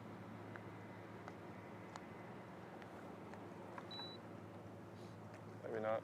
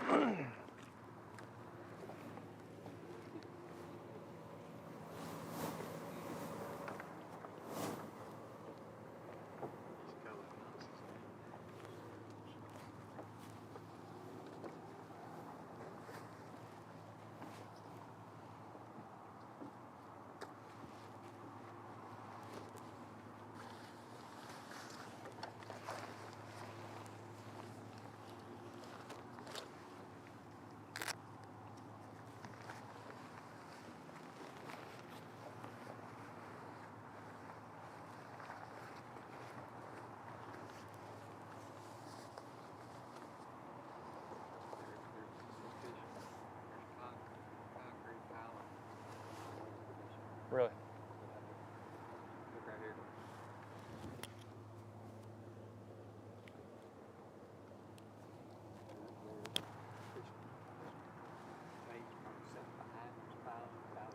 Yep.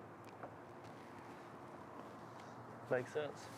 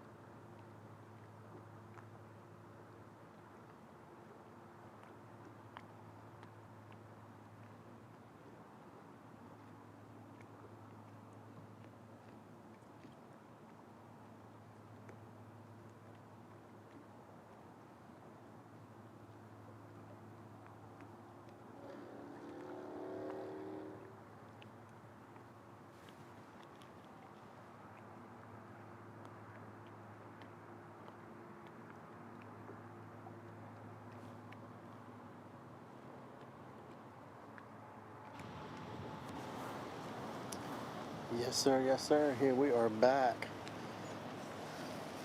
Day one and first place and second place of day one are within 40 yards of each other. A little conversation about this morning, how the morning's been going. Of course, no weights were shared. Nobody is going to show their cards at this point. So, you know, they're all both just kind of talking about how the crowd is, and, you know, everything's good. And I will say that as the second place guys kind of rolled around through the field, a couple guys offered them an opportunity to slip in if they wanted to. Like, hey, come on in right here if you want to. So everybody kind of knows that day one and day two are up here, and yeah, there's a crowd here, and yeah, everybody's fishing. But you know, if you want my spot, come on, you're welcome to it. So that's been really good to see these guys this morning, that they're willing to share the water with these guys. You know, some of these guys are still in contention for maybe a check. You know, they're kind of in that 14 to 10 pound range. Maybe they could jump up in there and catch a check today with a really solid bag. So, you know, they're not necessarily out of it. They're obviously out of winning the $500,000 today, but they still want to get one of those checks there. I did say $500,000, $50,000. So, Ms. Kay, you know, did you not know that it was $500,000 today? We just Luke just wrote a check this morning. If you didn't know that, he was going to pay off. So, yeah, so $50,000. So, first place. Pan around right here and show how close our second place team is. So, all right here together.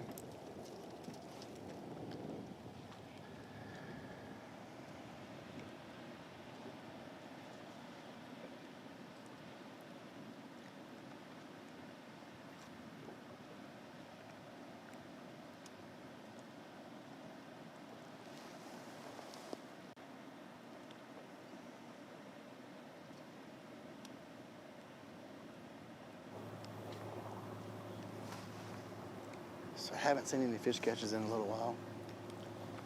Seems like it's really kind of lull for most of the crowd.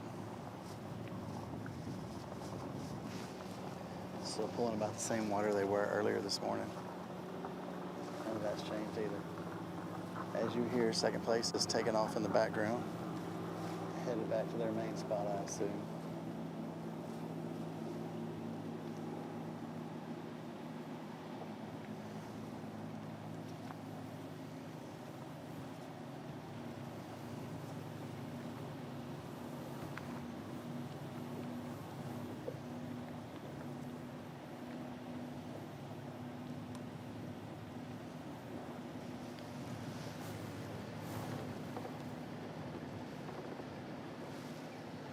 Local guys are still hanging in here too.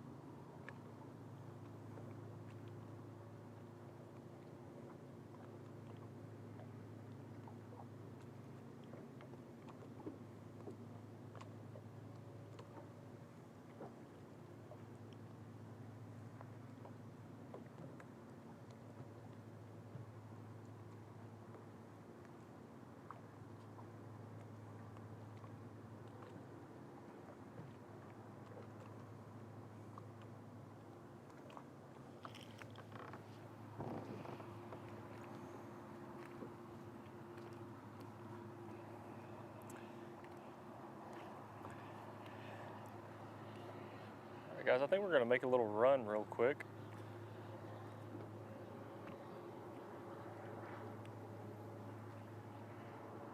We'll go throw it over to a little break. It sounds like Luke's gonna have a catch up for us soon, but we'll talk to you guys here in just a few minutes.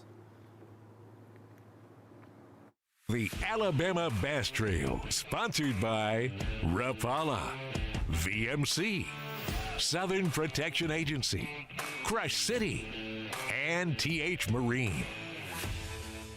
At Phoenix Boats, our passion for fishing is obvious. Whether it's a pro event or fishing with our family and friends, we truly love the sport of fishing.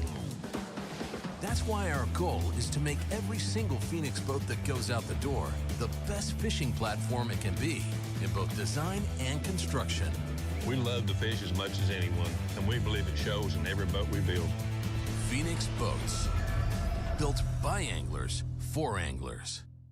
I leave nothing to chance when it comes to hooks. They are the most critical part of the equation.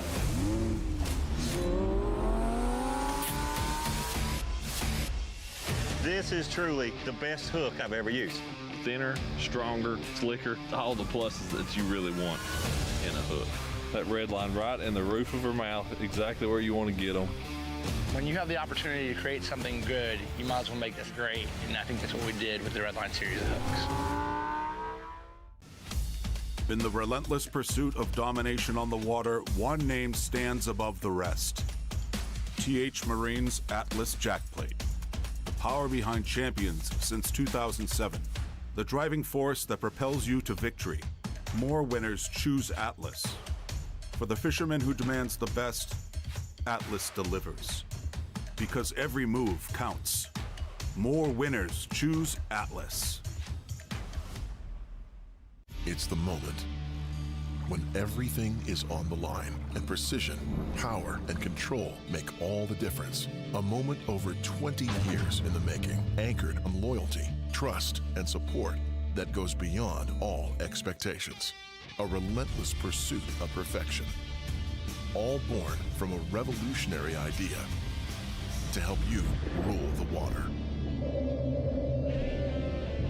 Power Pole. Welcome to Minnow King. How can I help you? Everything looks good. I'm friggin' starving, man. Been spawning all morning. Ugh, TMI, bro. What do you want? I'll take a Crush City freeloader and gizzard shad. Anything to drink. Water. Pull ahead, please. Welcome to Minnow King.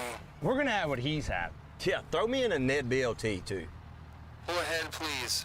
Calm down. Quit feeding so much. Oh, yeah, man, I'm trying to, man. If you overfeed him, he's gonna hide under a log.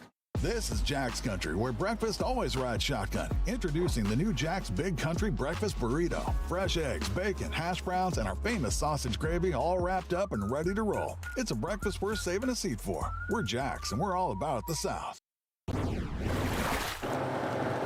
Welcome back to Wheeler Lake.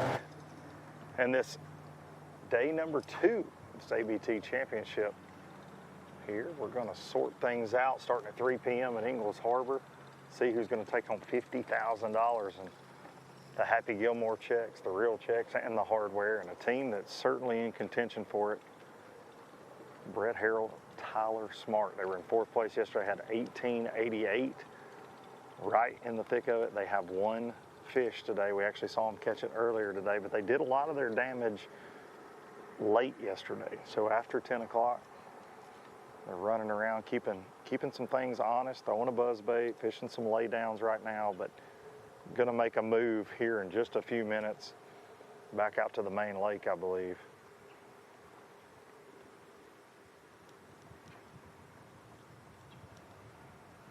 Guys, what's the plan for the rest of the day?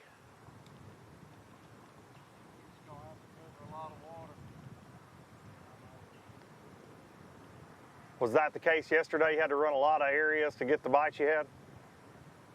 Yeah. It seemed like getting 2 or 3 in a certain spot. You know? Okay. Just ain't started doing nothing this morning. A lot of time left. That's about the time we started catching them yesterday. Okay. So, I mean, we're Not spun out at all. not yet. Not yet. So this is the time that they started catching them yesterday, so definitely not shook. and they want to win this thing bad.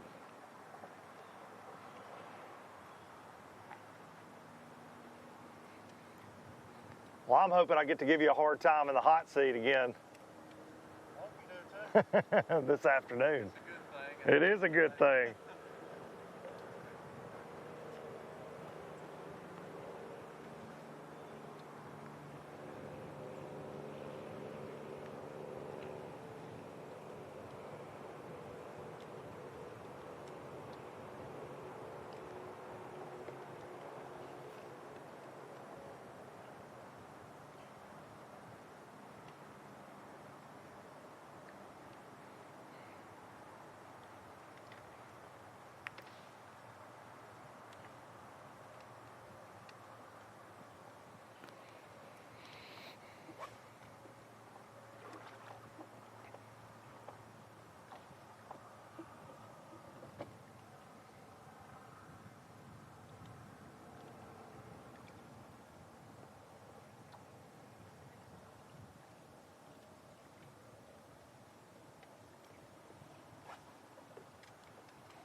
Harold and Smart leading the lower end contingency yesterday. Best bag that came from the lower end for sure. And there's not a ton of boats down here. And we talked to the Godwins, we talked to Adamson and Lloyd, and they had great day ones in that 15-pound range. Harold and Smart, really the only team got some big bites, and they got several of them yesterday. From 10 o'clock to the weigh-in, so they're not panicking. Most of these teams up towards the top are veterans of the Alabama Bass Trail. It takes a lot to shake them up.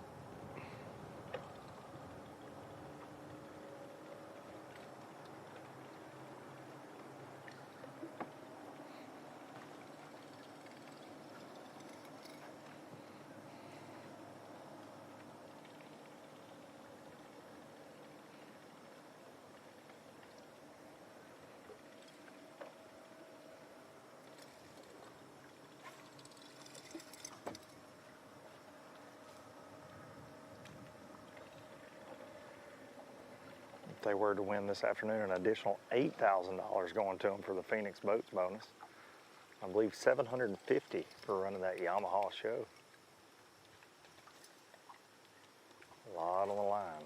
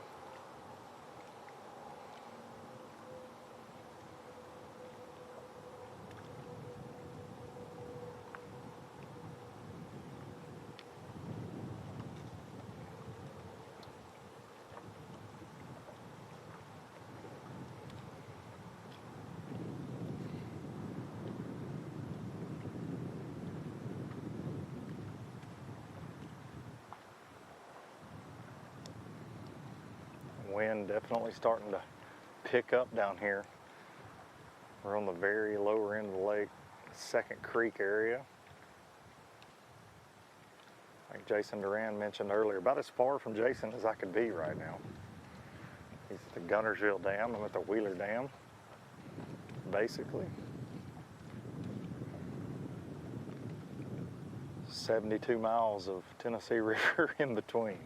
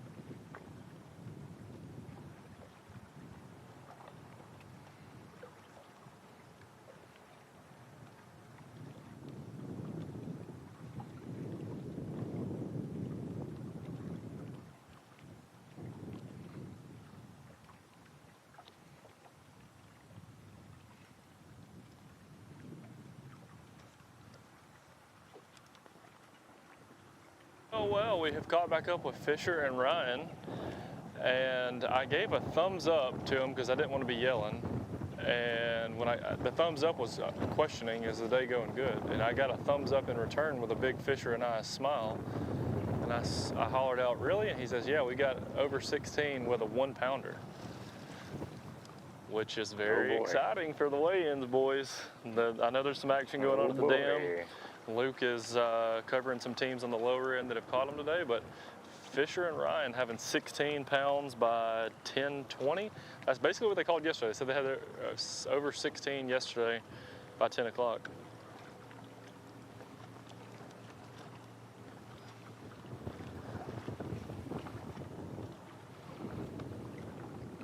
Yeah, that could be bad news for a lot of people right there. I'm really close to Harold and Smart. You know how that goes, Darian. I'm trying to be as quiet as I can be with the update. I remember last year covering in the 100, covering Justin Atkins when Jason told us all about Walt Roberts and what was going on at the dam. I was right against Justin's boat.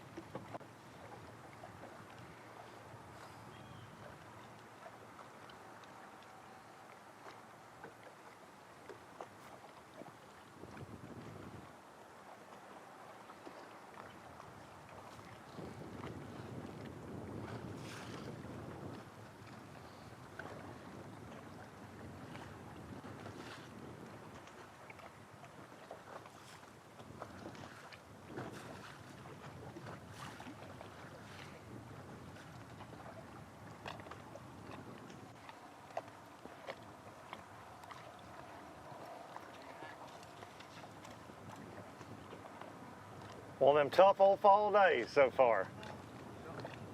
Like you said, though, you didn't start catching them till this time yesterday, so. About to go looking for a little bit. We hope y'all get on them. We'll see y'all this afternoon. You can turn around. Ain't no doubt. Good luck to you. Thanks, Will. Be careful.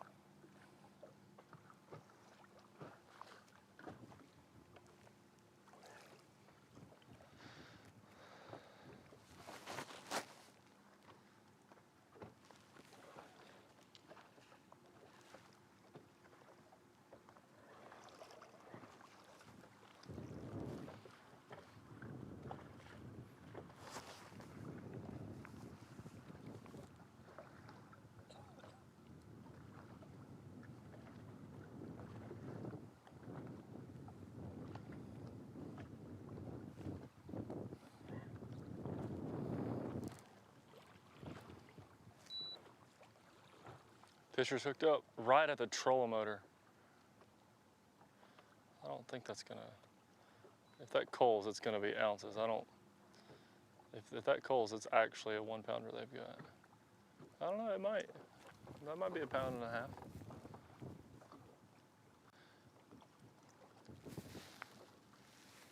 He held it up smiling. That's right. He bit right at the trolling motor. He's bit right at the trolling motor. He didn't even reel. He just set the hook and turned and put him in the net. 17 pounds. Mooch minnow?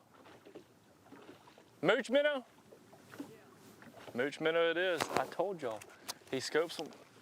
Kenny, look at this little thing right here. This is if there's anything that defines Fisher and I, it is this bait right here. This is the Crush City Mooch minnow.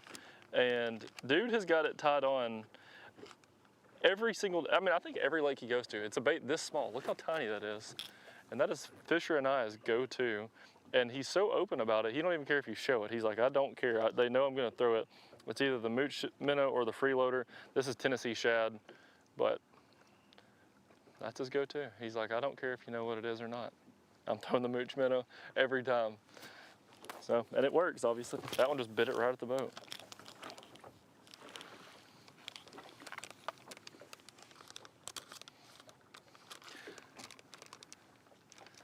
Oh, they know that if they catch a 4 pounder, this is, could be wrapped up. He said they got 17, he just weighed them on the scale, so. Anaya family, I know y'all are probably watching. Yeah, I know y'all gotta be smiling right now.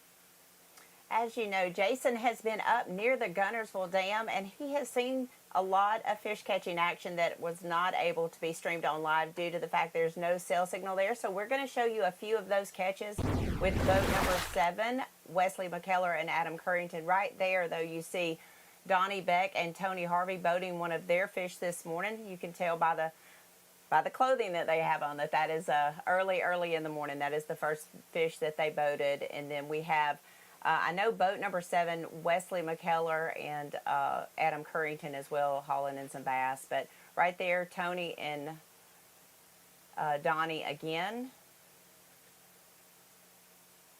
Being very careful. It looks like it was just barely hooked.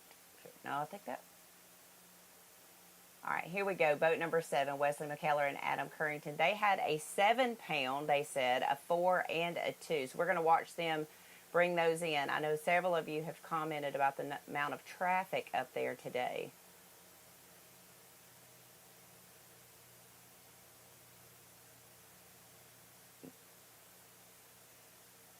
That was a quality fish right there. You could tell by the high five that they gave each other. They were ready for that one. But there was more fish catching action up at the dam than we actually saw on live, just simply because of the restrictions on cellular service there. But Wesley McKellar and Adam Currington, based on my numbers, they had about 13 pounds when Jason reported last on them. We have heard from Amanda and Buck Williams. They have 8 pounds. We know that Hall and Lamb are sitting at that 12, 13-pound mark. So we're going to take a short break, let the guys get set up, and we'll bring you the Bush Light breakdown here in just a minute at Wheeler Lake for day number 2 of the Alabama Bass Trail Championship. Y'all stay tuned.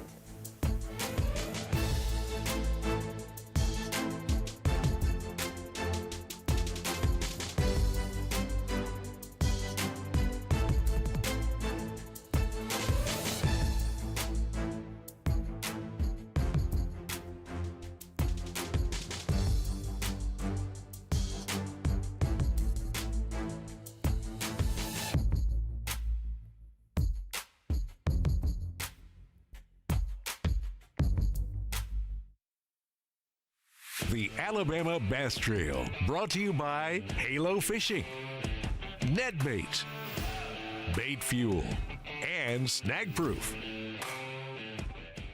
At Phoenix Boats, our passion for fishing is obvious. Whether it's a pro event or fishing with our family and friends, we truly love the sport of fishing. That's why our goal is to make every single Phoenix boat that goes out the door the best fishing platform it can be in both design and construction. We love to fish as much as anyone, and we believe it shows in every boat we build. Phoenix Boats, built by anglers for anglers. Here at Lanners McClarty Chevrolet, it's time to pick your offer on a new Chevy Silverado 1500. That's right, pick the offer that's best for you. Choose rates as low as 2.9% for 72 months, or how about up to $12,000 off all Silverados? They have the best selection in years with over 500 pre-owned vehicles available. Big store, big on savings, and big on customer service. Visit LannersMcClartyChevrolet.com.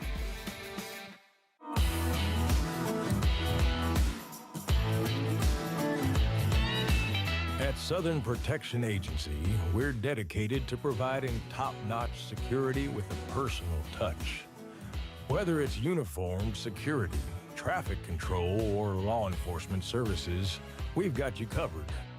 Contact us today for a free quote. Your safety is our priority.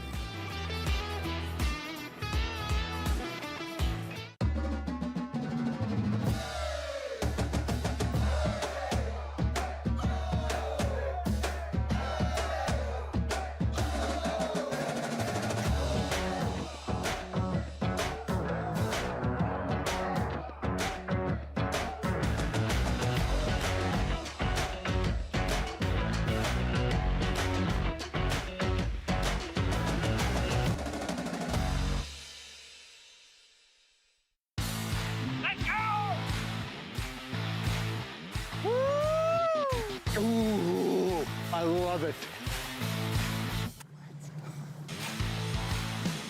Let's go. I think we should get some more. Let's go. She got it good too. T-balled it. Let's go. I love it. Cheers. Let's go. This is Jack's Country. What up, DeBoer? Hey, Freeze, did you hear Jack's is making a coach's burger? I'm calling mine the DeBarbecue Bacon Burger. No, that's really cute. Behold, the hunormous Freeze with cheese. May the best burger win. Oh, it will. Introducing the 3rd-pound Coach's Burgers. Big and bold barbecue bacon topped with crispy onions and the all-American burger with all the fixings. Because nothing unites more than food. Freeze with cheese. DeBarbecue. Freeze with cheese. DeBarbecue. Freeze with cheese. Live coverage of the Alabama Bass Trail, brought to you by Garmin, Powerful, Mountain Dew, Strike King, and Lose. At Phoenix Boats, our passion for fishing is obvious. Whether it's a pro event or fishing with our family and friends, We truly love the sport of fishing. that's why our goal is to make every single Phoenix boat that goes out the door the best fishing platform it can be in both design and construction. We love to fish as much as anyone, and we believe it shows in every boat we build. Phoenix Boats, built by anglers for anglers. Here at Lanners McClarty Chevrolet, it's time to pick your offer on a new Chevy Silverado 1500. That's right, pick the offer that's best for you. Choose rates as low as 2.9% for 72 months, or how about up to $12,000 off all Silverados? They have the best selection in years with over 500 pre-owned vehicles available.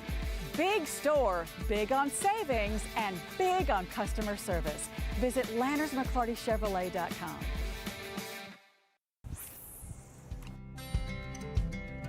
Some things ain't worth keeping.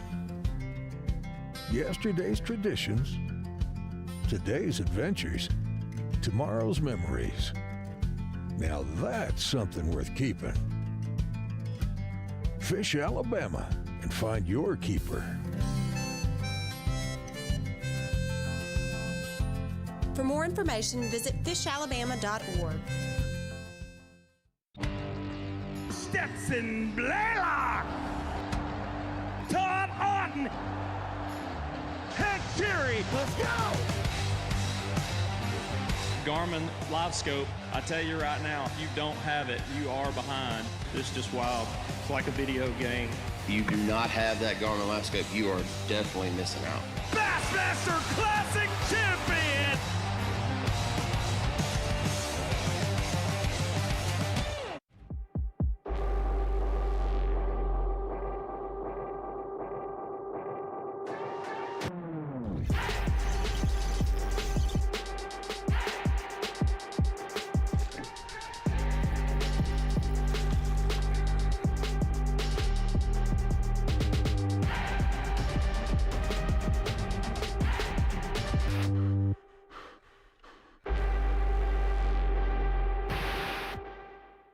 DeBarbecue. Freeze with cheese. DeBarbecue. Freeze with cheese. Introducing the 3rd-pound Coach's Burgers. Choose from the big and bold barbecue bacon or the classic all-American. The Coach's Burgers, because nothing unites more than food. May the best burger win. Oh, it will. Welcome back to day number 2 of the Alabama Bass Trail Championship, Wheeler Lake, Decatur, Alabama. You know, we anticipated the bite would be slower today, and I think that's what we saw out on the water. Going to be a lot of fun at this weigh-in. Jason, let's talk about it. You were up with teams that were in 1st and 2nd place. They ran a long, long way. Did it pay off for them today? That is going to be the story today, is the run. Was it worth it? You know, yesterday it was worth it to run up to the dam. Today had a lot more traffic up there for our day 1 leaders. And you know what the story of today is if I'm going out leading the tournament, I may not get there first, but most of the time guys are going to say, hey, it's my spot. And we talked about this earlier today with all those anglers kind of lined along that eddy right there. When Donnie and them got there, they weren't first, but some other guys were in the area and they had some conversations and they were like, hey, come on, you're welcome to fish right along with us. Same thing, 2nd place team kind of made a lap through there, and the other teams in that area were all saying, hey, come on guys, you're welcome to get in here. Some of those teams are in contention to cash a check today, so they're fishing to try to get that. Some of those teams are not in that contention. Maybe they're going after that big fish today, trying to catch that extra bonus today. So there's a lot of reason for those guys to be there, and everybody else is going to say there's a lot of reasons for them not to be there. But the story of today is they're all getting along, and they're following and letting the leaders do whatever they want to do. So that's the best thing about today. Lots of no service up there, so you didn't really get to see a lot of action. We just fed some views back. We haven't seen a lot of fish catches, truthfully. So I will say Donnie and them are struggling. Second place team also struggling. So I think it's all happening back down the lake. Luke and Darian are getting to see that action, especially Darian's getting to see that action. So Darian, if you're with us, tell us a little bit about what you're seeing today. Yeah, man. Yeah, obviously, really slow start this morning. We started with Fisher and Ryan, and they got to get to the stuff they wanted to get to. Fish just weren't cooperating. They had several fish come look at the bait and not get it. So we left them, found Blake, Hall, and Jeremy, and they were straight put on a school and fish clinic. Well, awesome to see. First time we've seen that in a really long time. And honestly, it was nice to just see so many fish catches. They were schooling up all over the boat, catching them every cast, and that was a ton of fun.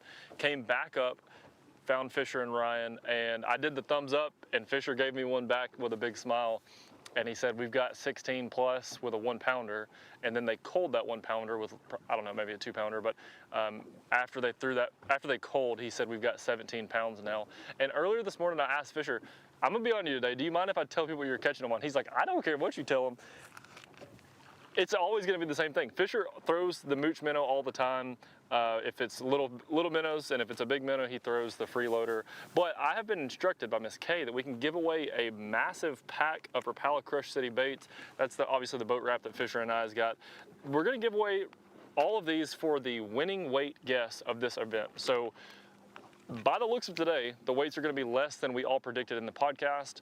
Probably less than they were yesterday. You're not just going to be able to double the weights, and that's not going to be the winner. So guess the winning weight of the event. We will pick one winner to get a Rapala Crush City gift swag bag.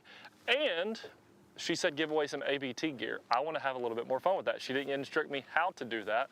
I say pick the winner, the winning score of tonight's ball game, Alabama versus Tennessee in Bryant-Denny, Tuscaloosa, Roll Tide. We'll give away some ABT swag, the new stuff. We got some new hoodies and little sun shirts in. Pick the winning weight. We're gonna pick one person, because a lot of people are probably gonna say something along the lines of 34-14 Bama. I know that's probably what we're gonna go with. So winning weight of the Bama game, you'll get some ABT swag. Luke Duncan, I would love to hear, honestly, what you think the score of the game will be before we even talk about what you saw down the lake fishing wise.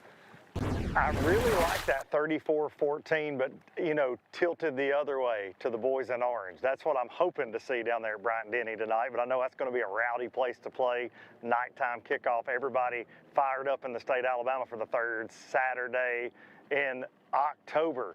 So Tennessee Vols, obviously my team. I'm hoping we can escape there with a W, but it's not easy, that is for sure. And speaking of not easy, Wheeler Lake has not been easy today. You heard that from Jason, you've heard that from Darian, with the exception of a couple anglers. And down here, we've spent a lot of time with Harrell and Smart, who were in fourth, coming into today, 1888, and so far just one fish. The good news for them, yesterday, their bites did not start really coming until after 10:30. So they're not spun out yet, but they're having to run a ton of water. And they said they had to do the same yesterday. So maybe they can connect. We spent some time with the Godwin brothers catching a few fish as well. Just, like Darian mentioned, I do think we're going to be off on our weight predictions. As tends to happen in a fall event, a multi-day event, things tend to flip-flop on day number 2. And I think we will see that today. One thing's for sure, at Decatur, Alabama, Ingalls Harbor, we're fixing to hand out $50,000 to one team this afternoon, and another $50,000 throughout the field there this afternoon, starting at 3 p.m. You're going to want to join us. Miss Kay, we are going to have some fireworks in Decatur this afternoon. I don't think anyone would expect anything less. It is the Alabama Bass Trail. 170 teams qualified for this event. It was a hard-fought year for these teams. We saw some really good teams left outside that top 75, and a lot of them's kind of been chiming in today. So it's going to be exciting to crown a new champion. At the looks of things, it's not going to be a repeat Alabama Bass Trail champion, but we are excited to give out over $100,000 of a no entry fee, a no membership fee championship for the 12th solid season here on the Alabama Bass Trail.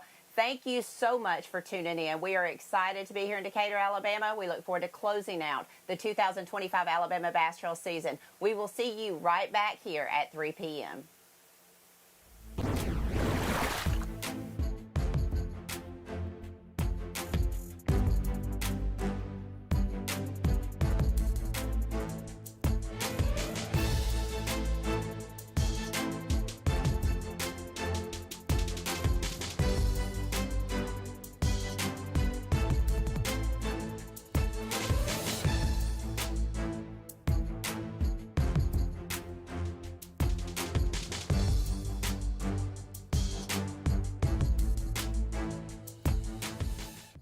This live coverage of the Alabama Bass Trail has been presented by AmFirst Credit Union and sponsored by Phoenix Boats, Landers McLarty Chevrolet, McGraw-Webb Chevrolet, Jax, Garmin, Rapala, VMC, Crush City, Pro Guide Batteries, Mountain Dew, TH Marine,